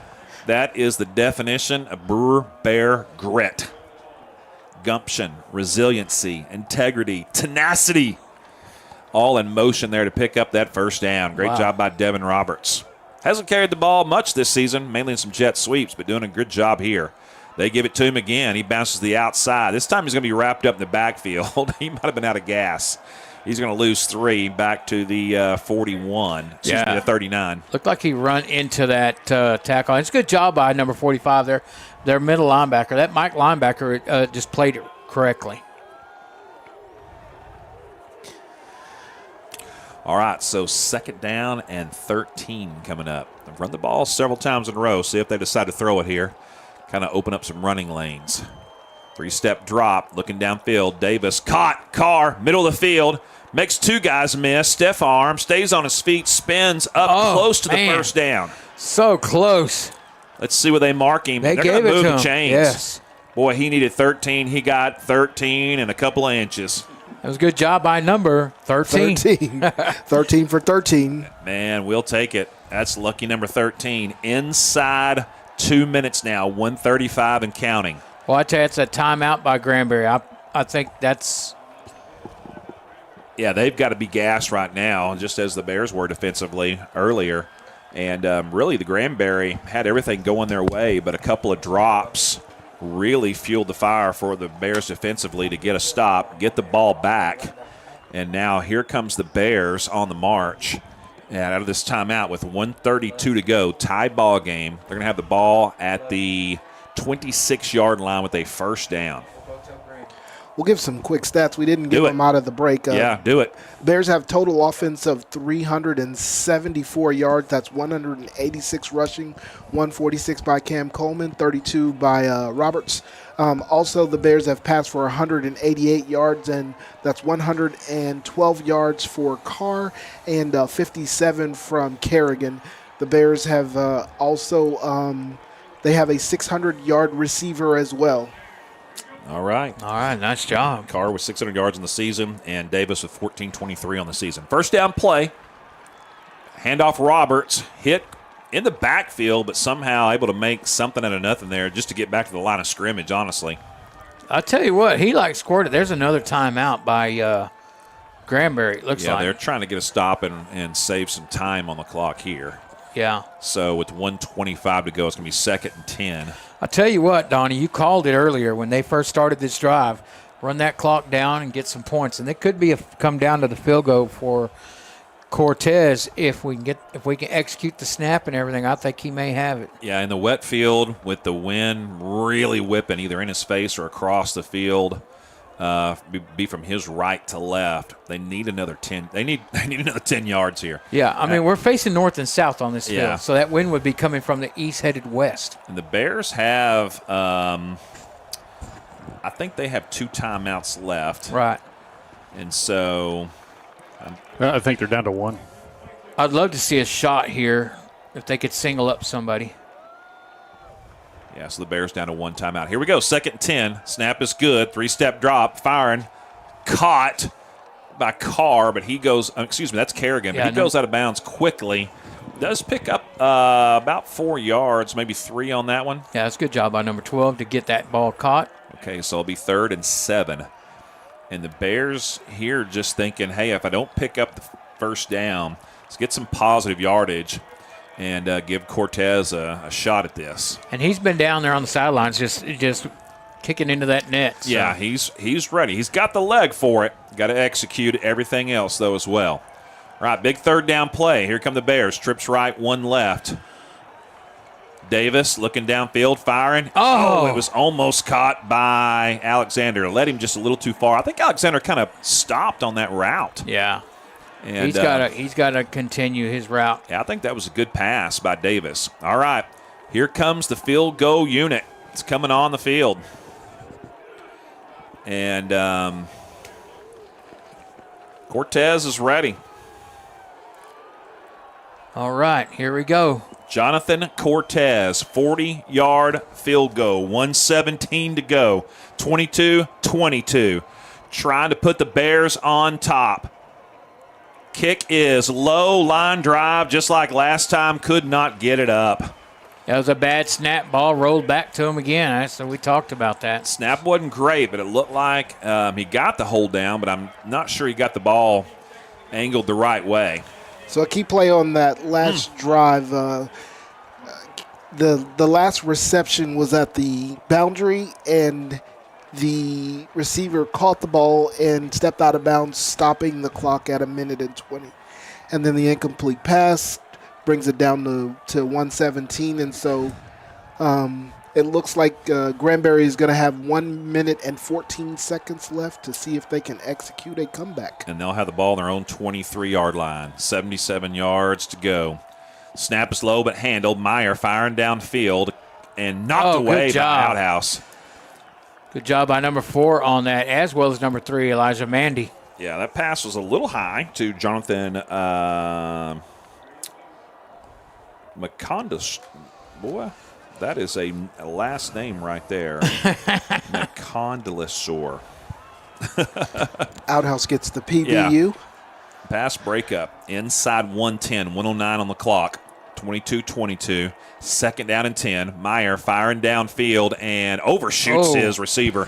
Threw into triple coverage. Yeah, that was covered by number 25, Lucas Cantu. Also, Castanelos. Yeah, 23 and 11. I mean, Bears had triple coverage there. Yeah, Galloway was out there. There's a lot of people out there. But Meyer, he overshot all the defenders, just a little too far for his would-be intended receiver. 1:05 on the clock with third down and 10 to go. And the Bears still have a timeout that they could use to stop the clock if they wanted to here if they don't pick up the first down. 3-step drop, looking downfield, fired, caught. Number 6 for the Pirates, and the Bears swarm tackle him up. They gave him forward progress up to the 30-yard line. Yeah, a tackle made by number 6, Wash for the Bears. And the Bears call a timeout. So it's going to be 4th and 3. And the Pirates surely will punt right here. So it's a silly question from the producer side. Yeah. Do they go into an overtime being tied? How does that work? Yeah, you go to overtime. Each team will get the ball. Yeah. They'll trade possessions until someone scores and someone doesn't. Okay. All right, so ball at the 30, 4th and 3, 50 ticks left on the clock. Punt team should come out for the Pirates.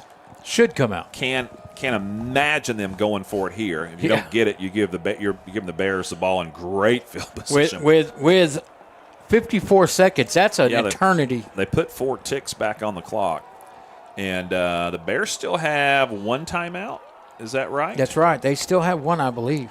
No, they have 2 remaining. 2 timeouts. According to the scoreboard. Excuse me. Yeah, 2. So that was just their first timeout.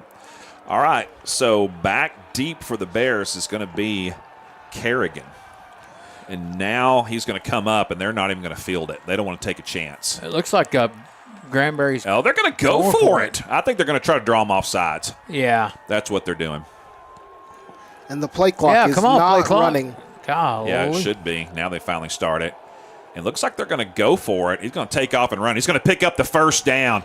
Bears were just not – they weren't ready for that. Hey, that is the referee should have stopped the game and got things in order. You don't allow the play clock not to run and then let them snap the ball. Yeah, that was a really bad handling of the situation. So the Pirates get the first down up to the 40-yard line. Meyer's throwing deep. He's got a man. He's going to overshoot him by just a little bit as he dives forward to the 20 and can't come up with it. Boy, I can't fault that receiver. He gave it all he could. He laid out for it. I mean, he Superman laid out Jackson Arnett. And Meyer, boy, just laid it out there on that post route. If he was 3 inches taller. Yeah, maybe not even that. I mean, that was – it looked like he had him overthrew him by 2 or 3 yards, but when he laid out, he got some fingers on it. All right, second and 10. He's uncovered over here as well. 35 ticks left to go. The safety will move over on him, and he does. Quick toss. It's intercepted by Outhouse. Overthrow the ball. He caught up to the 40, to the 30, cuts back inside of the 25, and he spins forward to the 21-yard line with 23 ticks left. Oh, man. The Bears have got the ball. Overthrew the receiver, went between his hands. Outhouse was in the right place, and he gets the ball all the way down to the 21-yard line. That's huge defensive play by Jerry Outhouse. Good job by number 4, that sophomore for the Bears. Wow. And he was trying to get a touchdown out of that. Yeah, he was trying to end it, wasn't he? Well, he's done it. He's done it this year. Should have had 2, but had one called back due to a legal block in the back. 25 yards on the return. All right, ball at the Pirate 21-yard line. Bears in business. Bears got trips right. Hoping for the huge comeback here in a miracle situation after the Pirates were able to get the first down on 4th and 4 on a bad clock situation. Here comes Davis looking downfield. Time to throw. Pass. Caught! Touchdown Bears! It's Cameron Carr on the slant. Deep slant into the end zone. He gets the touchdown. The Bears take the lead with 18 seconds to go. Wow. That's an answer right there by the Bears. Quick. Davis had plenty of time. He stepped up in the pocket, delivered that pass perfectly. The poise. I mean, Lucas Davis with the strike. Ice in his veins. Yes. And I tell you what, Carr ran a great route. Here comes the extra point attempt. Very important here.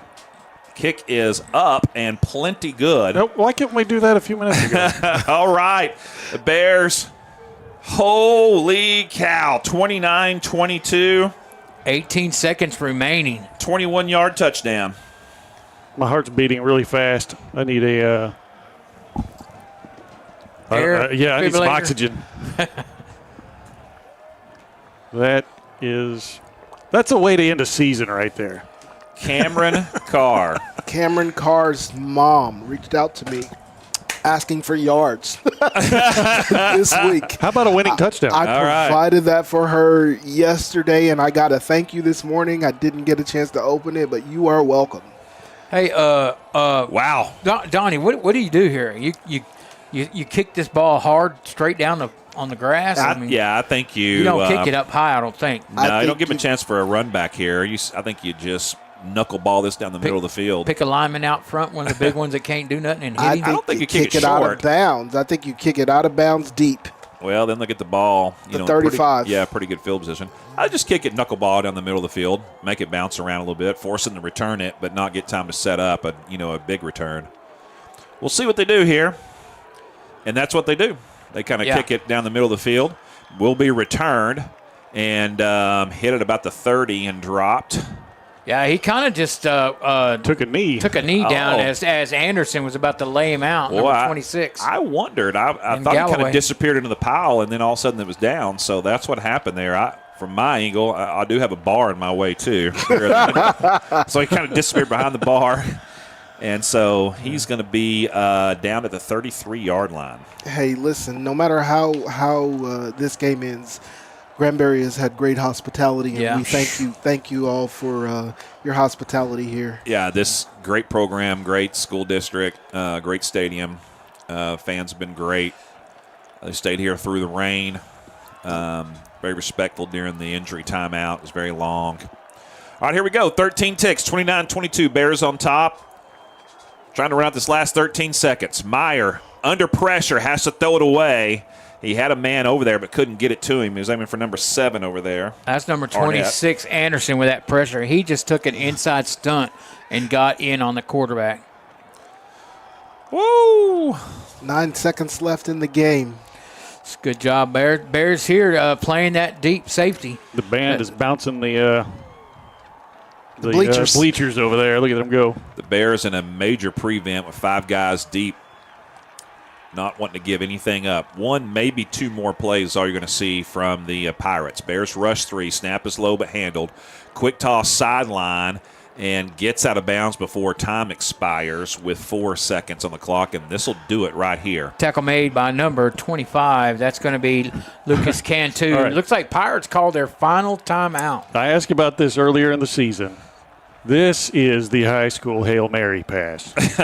You've got this is the opportunity for that one. You either throw a Hail Mary here, but that depends on, can Meyer throw the ball 60 yards in the air? Because he's going to be back around the 40 when he lets go of this, if not deeper. And here's the other thing. They better protect because they haven't been doing that. Anderson's been getting in on almost every play. And listen, number 6, Wash, didn't play the first half of the game. He is fresh. And you can see him getting towards he's flying. I think they might have some kind of a flea flicker, play here where you throw it across the middle and, kind of get the one of the hook and ladder. Yeah, something like somebody that. running around the end. Flip it to somebody else. A la, who was that? OU, or it happened against OU, wasn't it? Well, in it's the happened pros against everybody pretty much. Now I have the bar in front of me, so I'm There we leaning go. towards Ferdy. Snap is low. Meyer looking downfield under pressure. He's hit, throws it, caught at the 30. Bears just have to tackle him, force him out of bounds, and that's going to be it. Bears with the huge comeback in which there was an interception thrown in between the hands of the would-be receiver for the Pirates.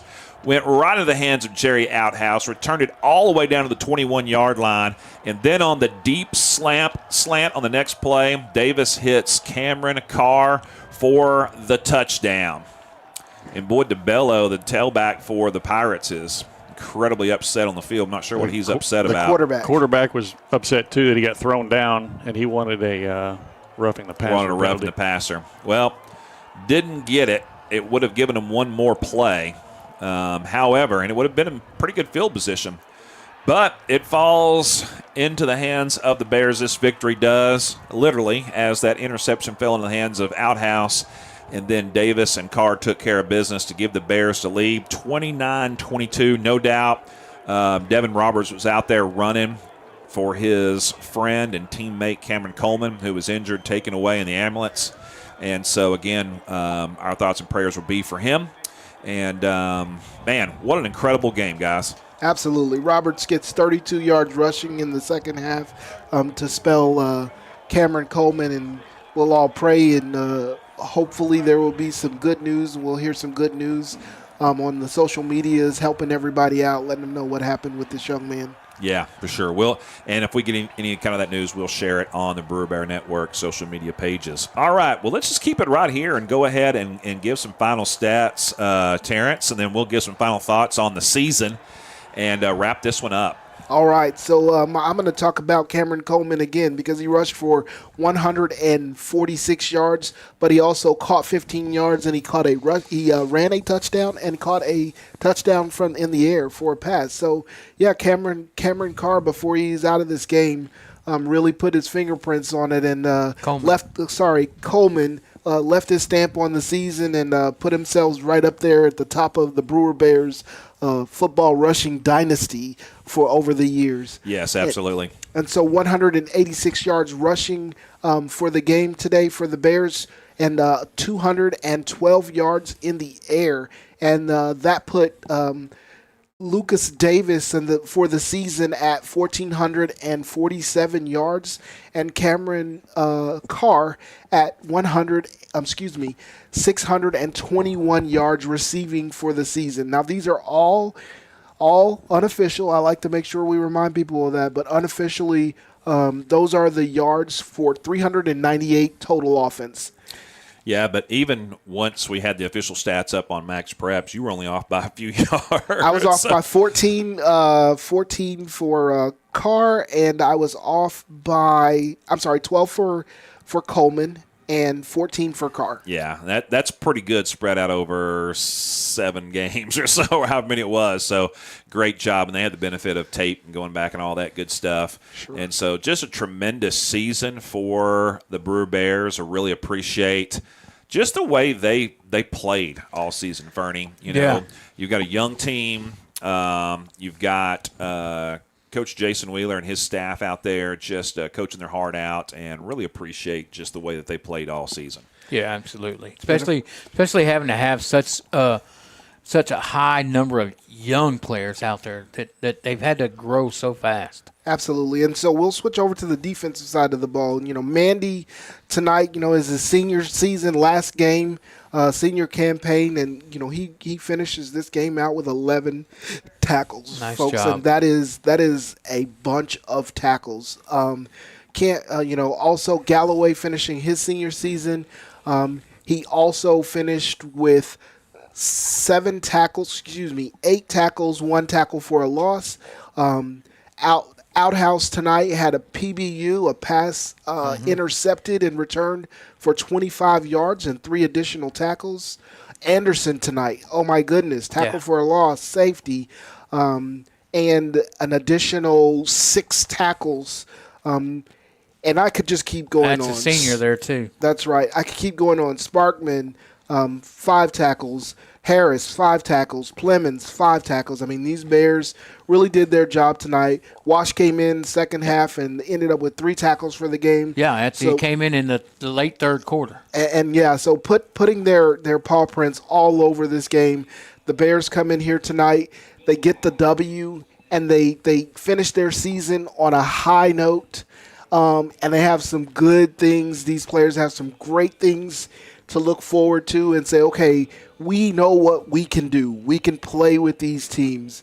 And they played relatively, I think, penalty-free football tonight. Yeah, it was a clean game, no doubt about it. There weren't a lot of,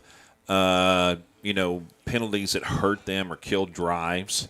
There were some penalties here and there, but really pretty clean.